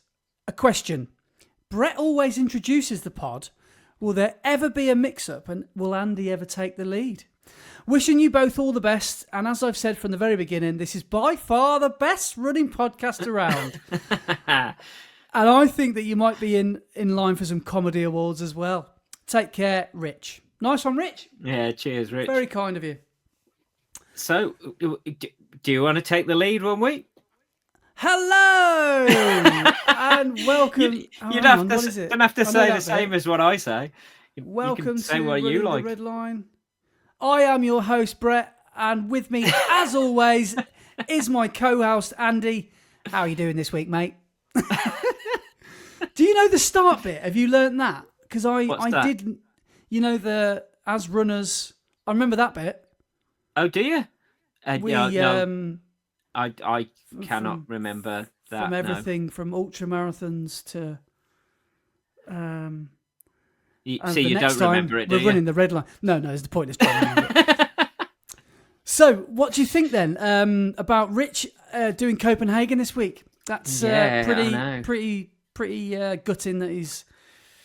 Yeah, but sidelined. I've heard it's a great race. So even if you're not gunning for that PB, I reckon it's still going to be a ace weekend over there. Yeah, it sounds like a good race to get a good time as well, because it sounds like hopefully when he's put his time of 120 in, maybe that's got him a good wave start time. So maybe you can run a decent time because there will be people there that are running fast times, and maybe the PB won't be on. Who knows? Maybe it will. But maybe you can still run a really good race because you'll definitely not find yourself in no man's land, because it sounds like a massive race. And if all else fails, you can just have a ruddy good time. So I think there is something special about travelling to a race as well. I've done it a couple of times. I'm obviously going to do it in a few weeks. And there's just, I don't know, there are a few things better with running than going to run an abroad race. And I really think it's good fun. So I bet you'll have a great time, Rich, and all the very best. Yeah, best of luck, mate. So, thanks for your thoughts and feelings on celebrities. Did you see Tommy Fury in the making headlines again? Have you seen the other headlines before Great North Run where he pushed someone out of the way? What about? I'm sorry, I'm going to use the word again. He's a dickhead. Man, what a dickhead. He loves a finish line sprint, doesn't he? Yeah, so not only did he push someone out of the way at the Great North Run, did you see he did a what's called a T100 triathlon? Yep. And did you see he was gloating? He was gloating about how he completed it and blah blah blah blah blah, and he was doing his big speech like he'd just won it or something. Turns out he didn't complete the swim. He missed the time cut off of the swim, and then only did I think 2/3 of the bike because he missed the time of that as well, but they let him finish. And so he's got a DNF as his official time, but he was bragging about how he completed his first ever triathlon. Yeah, I know that swim, run, bike. Stu was telling me all about Tommy Fury and his annoyance about that. But the finish line thing, I think it looks worse than it is. When you see it played back, I think he's just someone who's a competitive athlete who is basically saying, I ain't slowing down. And he's obviously taken the inside line on that final sprint, but he's almost forgotten the fact that it is a race and not a boxing match. Because I think that manoeuvre he did wasn't intentionally aggressive, but I think that's enough in a lot of sports to get you a DQ, isn't it? Oh, yeah. And a lot of events, sorry. The main problem with what he did, it wasn't so much like running into the guy and easing him out the way. It was the fact that he knew he was about to run into the guy, so he put his elbow to head height and more or less elbowed him in the face. And he must be, 15 stone? 18 stone? I don't know how heavy he is. He must be a big lad as well. Yeah. Most runners are not the same size as him. You're going to feel that. And I've got to say, he's not really twinkle toes, is he? He's not the most graceful of runners. So no.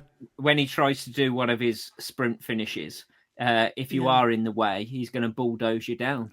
But as someone who is in the spotlight as much as he is, I'm not sure he should be, but as somebody in the spotlight, really he should be thinking about the way he comes across to everybody and not just me, get out my way. I'm the star of the show. Yeah. Well, somebody said, Tommy Fury was amazing at the end. He stuck around for selfies and stuff. I was like, well, yeah, of course he did, because he's a man who's really realised over the last year or whatever it is that he's completely damaged his personal persona. So he has to repair that. And the only way to do that is to look nice as pie in front of people and hang around. And he probably loves the attention, doesn't he? And he you know. The only way to repair his reputation is to elbow a guy in the face as he's going to the finish of a race. I know. He's one of those people that just doesn't help himself, does he? Or just not quite finish a triathlon and tell everyone that you have. Yeah. So, but anyway. So moving on next, this is from Matt Morris. He's written in to say, thanks again for the challenge, referring to the Parkrun challenge. I hope there is another one. And he says, Brett, I can't wait to see you back running. Good luck, Andy, for your upcoming races.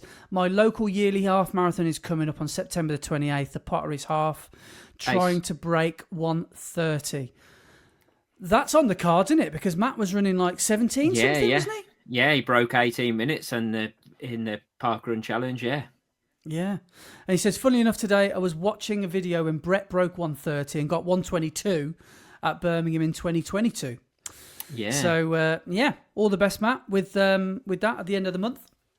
We've had this is from Mark Burton, who's written in. This is one Parkrun a year, Mark. I think he does one Parkrun a year, doesn't he, Mark? He said he's because he said he was going to do his Parkrun challenge. And he says, hope all is well.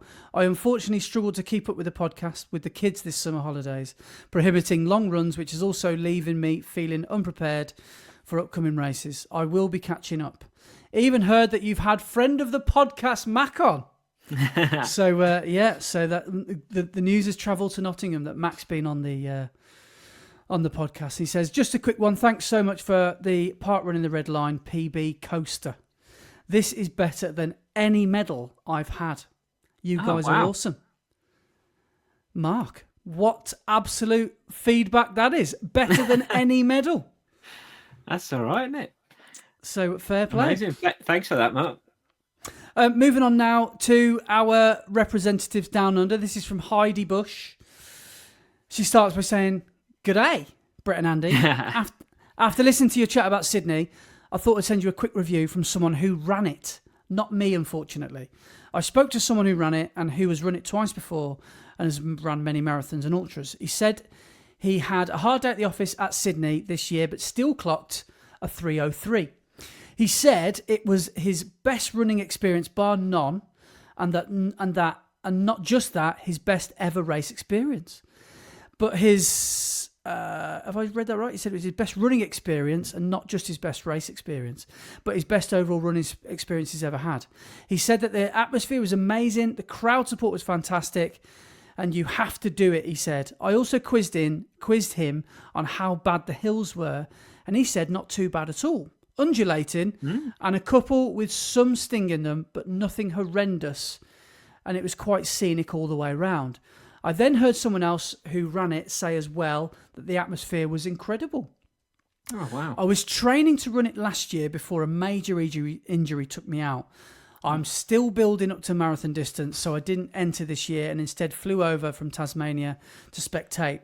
I was standing away out of the city centre at a point where I could see the runners come past at 16, 28 and 35k, and there was a good crowd out there with a DJ blasting music and revving up the crowd. So the atmosphere was pretty good. It was awesome to see the superstars fly past with me shouting, "Yes, Elliot! Yes, Stefan! Thanks for coming!" Thanks for coming. So polite. And then I went down to the Opera House to the finish line to see the mid-pack and back of the pack runners finish, which was awesome. The city was packed with people. The buzz at the finish and the crowds were great, and the city really did seem to embrace the whole event. I guess it just highlights again what you were saying about how bad the live stream and coverage was, that it didn't convey how good the atmosphere and course really is. I will be entering the ballot to try and get in for next year, and I hope to experience the whole 42.2 of it myself. Thanks as always for your brilliant pod. Cheers from Oz. Heidi. Thank you, Heidi. That's ace. Yeah. It's ace to know that it was as good as it should have been as a major rather than what it came across as on the TV. Because I was, well, we both said, didn't we? We were disappointed how it looks on the TV and sort of put us off ever wanting to do it in the future. But now hearing loads of people say it was completely different to what we actually saw is good to hear. Yeah, and it sounds good that it's quite challenging, because as much as I loved Valencia, there were no hills at all. And it can become a bit dull because you're not engaging many muscle groups when you're not running hills. And I should be careful what I wish for, because hills during marathons aren't everyone's friend. But it sounds like the scenery, the sights, the iconic Sydney skyline is more than enough to make up for it. So, any hills that you might run. And it sounds like the hills aren't even that bad anyway. So yeah. But yeah, amazing to hear some good feedback about Sydney. Yeah, definitely. Awesome. Yeah. Thank you, Heidi. Well, we've had an email come in today, which I'm really looking forward to reading. Now, this is from Sam King, who I've been... Okay. We met Sam. Do you remember when we did Bushy? Yeah, down at Bushy, yeah. Yeah. And since then, we've loosely kept in touch. We see each other on Strava a lot, on Instagram. And Sam's a really good runner. He is, yeah. Sam has been doing the Norwegian singles method. So he's written in... Ooh, okay. To tell us a little bit about how it's been going. So he says, "Hi Andy and Brett, long-time listener, first time writing in. I just listened to the episode where you mentioned the Norwegian singles, and I was personally very curious about its potential benefits to my training, and I'm currently 5 weeks into exclusively using the approach. I was coming off the back of a pretty grueling spring marathon build where I narrowly missed out on my target of a sub-3 at Manchester. I struggled to get back into any consistency post-marathon, plagued with what felt like constant fatigue in the legs. I ploughed on, entering my own summer of speed, where I was fortunate to pick up a new 5k and 10k PBs and races. However, I still wasn't feeling my best day to day and had a flare-up of hamstring tendinopathy following repeated quick, short efforts in training. After signing on to a physio and having a couple of down weeks, I came across the Norwegian singles. I, like you, was very curious of the extolled successes that have come from consistently using it to train. Now, I'm not intelligent enough to know what the word extolled is, but that sounds incredible. Extolled. Well done, Sam, for getting the word extolled into an email. That's the level of intellect at this podcast. Sam has just raised the bar. Extol. I probably just said it wrong. Anyway, In 5 weeks in now, and I'm really enjoying it and starting to feel the benefit. My body feels my body feels more resilient.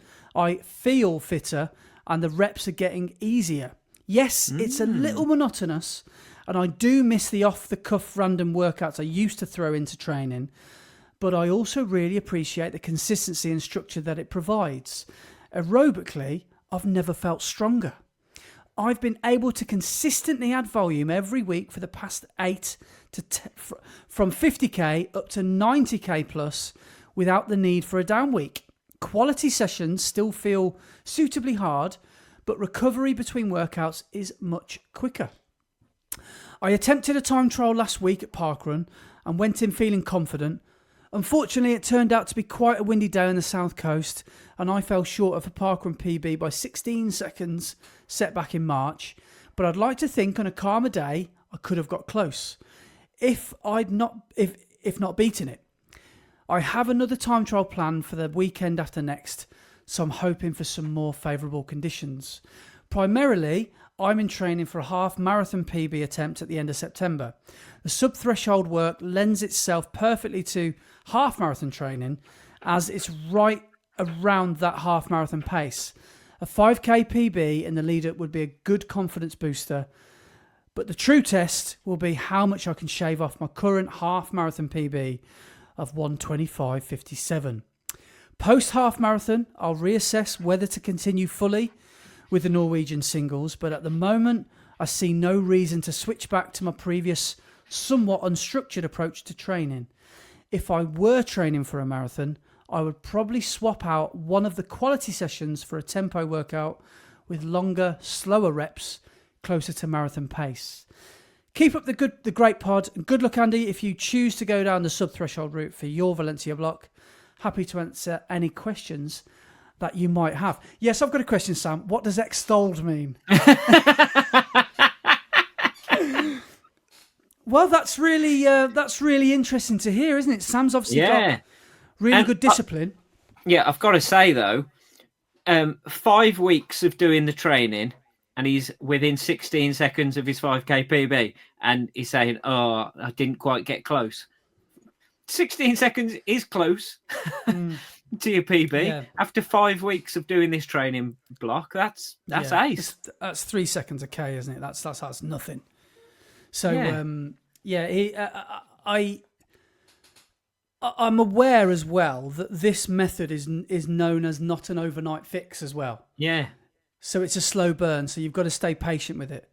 So, no matter how your time trial goes in a week or whenever, a couple of weeks' time, the true benefit of this, you might not see for 6 months or a year. It could be as needing to be as patient as that. But I'm thinking, because at club, similar to B&R, Worcester have 2 training sessions a week. We have Tuesday and Thursday. I'm thinking, as we head towards Valencia, as I finish when I get my half marathon PB, I'm toying with the idea of not going to track Thursdays and doing my own sub-threshold night on a Thursday. So using Tuesday still as my sort of almost intervals, and not, because sometimes when you go on the track, you just run fast, don't you? You run quick because everybody does. But I'm thinking maybe I could do my own thing on a Thursday and try and remove temptation for 8 weeks. But is 8 weeks enough? Well, Sam, might say it is, I don't know. But maybe that 8 weeks could be good for recovery, could be, maybe doing a slightly less intense session than I would on the track, might be good for my long runs. Sam even said as well, because I asked him because the other day he did 10 by 3 minutes. And I said, well, what's the difference between 3 by 10 and, 6 by 5 or whatever? Yeah. And he said, it's all about just varying that intensity and the times, not the intensity, varying the times that you're running those reps for and the recoveries, trying to keep that effort the same. And I'm using Parkrun as well for sub-threshold stuff. So you can always do a Saturday workout as well, because a threshold, really, I guess the whole point of it is it's not a long workout, is it? You don't want to be doing anything longer than 5-6 mile, 10K or something like that. So somewhere between, I don't know, 45 and an hour of a threshold workout, I guess, would be ideal. So yeah, running a threshold 5K and then maybe something before and after it could be a good idea. But yeah, that's really interesting. So maybe in 6 months, Sam, I'm sure you'll write in before then. But we'd love to know. Yeah, let us know how it goes. How you get on, and in your half marathon, and B, how you get on further down the line. Yeah, but I'm well impressed with that you can get after 5 weeks of training to get that close to a 5K PB. Is quite impressive. Especially as he was saying that he was having like some niggles and a bit of time off before starting this like training method. So yeah, that's pretty impressive. And it just because I would massively agree with this. Not everyone does. I know we've said quality or quantity, and it all normally ends up being about both. But I've run my best and fastest times, and I'm, in the grand scheme of things, I'm not really a fast runner, but I've run my best times when I've been running the most. So all of my PBs, I think, have come during marathon training blocks. So they've come at the end of long weeks or during, voluminous periods of my life. So the fact that he's able to get more and more running done during the week because some of the sessions are slightly less intense, it's got to be a good thing. And at the end of the day, if you're feeling good, you're going to be feeling confident going into race day. And then you can start to add all those placebo effects of the shoes you choose and the kit you wear. And so it's looking good, Sam. It's looking really good, Yeah. Nice. Right. Okay. So is that all of the emails? It is. Yeah, that's us up to date. Okay, excellent. So the only thing really left to do is... I'm not going to do it.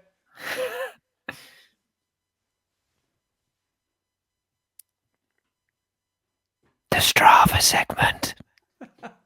I can't find it. I'm trying to find it, but I can't.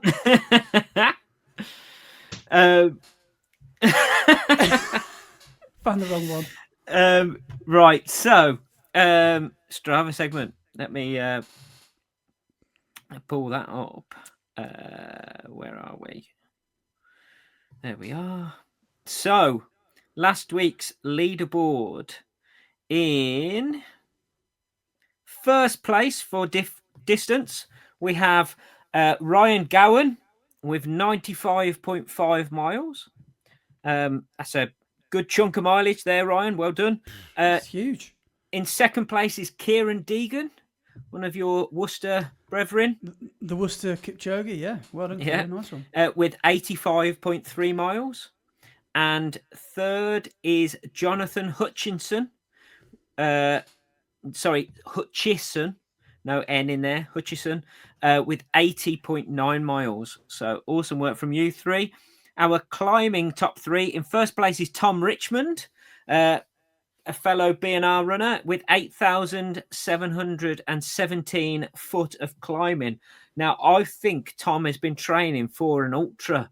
So I'm not sure whether he has actually done his ultra and that's where all that climbing has come from. But awesome work, Tom. And then in second place is Ryan Gowan with 8,115 foot. And in third is D. Nye Kuden with 7,192 foot.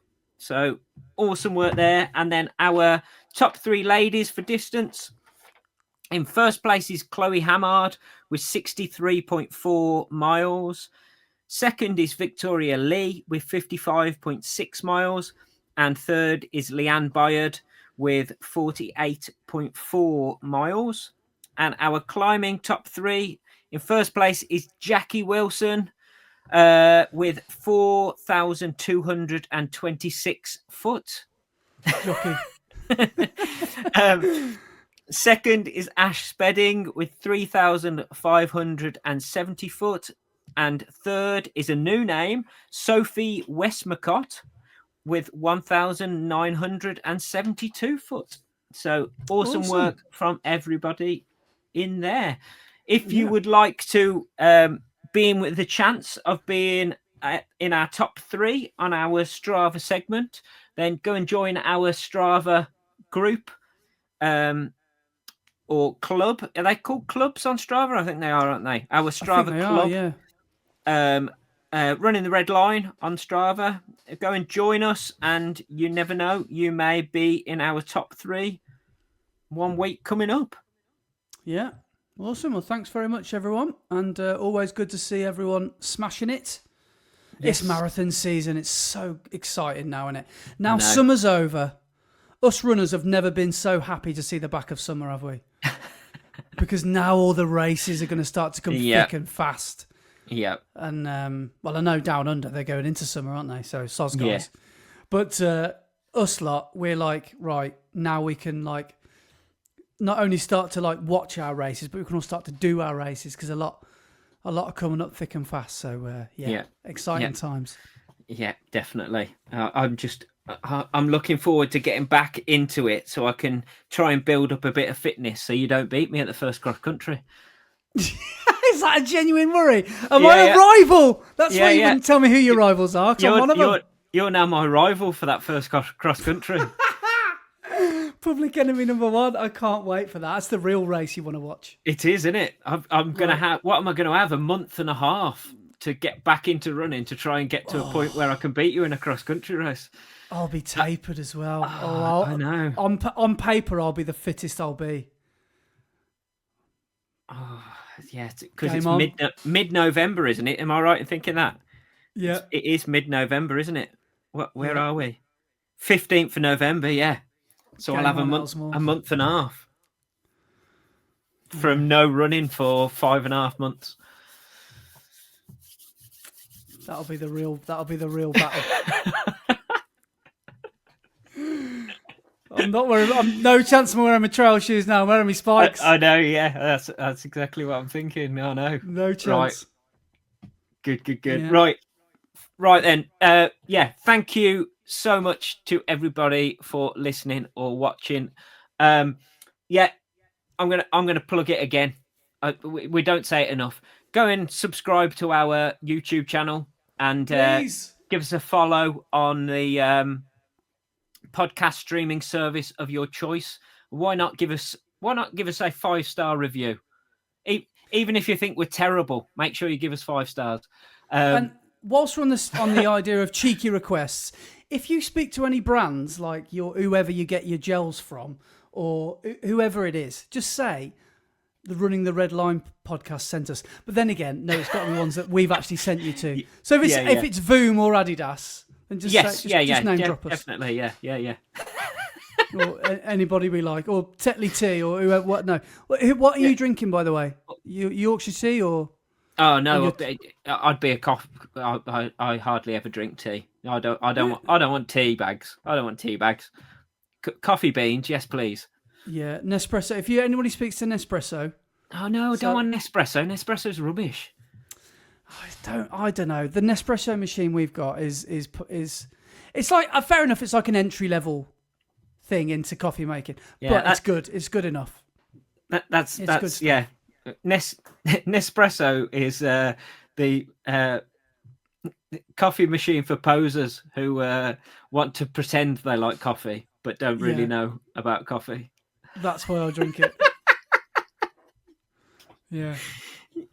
You poser. That's basically right. Right. I can finally eat my biscuit. I bought a biscuit to eat. What type of biscuit is it? So it's a fancy one. So it's an M&S biscuit. Can you see? No, it's a poser biscuit, and it's a poser biscuit to go with your Nespresso. It is a really confusing one though. So it looks like a bourbon, but it looks like a bourbon shaped Oreo. Well, it's like a custard cream, but with Oreo filling in the middle. I'll give you a. Hang on, it's like a custard cream. It's a bourbon. Well, bourbons, custard creams are the same, aren't they? Well, you know what I mean. They're, What? What? it's two biscuits with a filling sandwich in the middle. You know what I mean? Yeah, but a bourbon and a custard cream are nothing like. They're the same by design. They're both rectangular or cuboid. Well, cuboid. I haven't heard that word for a while. Cuboid, yeah. That is one tasty cuboid. I really enjoyed that. It was really good. It's like an Oreo filling. It's really good. But I have to say that because it cost me about £8 because it's from M&S, and you get about 7 of them in a pack. This isn't just any biscuit. This is a really small packet of biscuits. Yeah, this is a really small, overpriced packet of biscuits. I'll tell you what, though, that is good. Yeah. You know, at £4.12 a bite, I think that's good value for money. Well, on that crunching and munching of a biscuit, we shall say thank you very much for watching or listening, and we shall see you next week. Cheers, guys. Yeah. See you later, guys. Take it. I'll do the intro next week.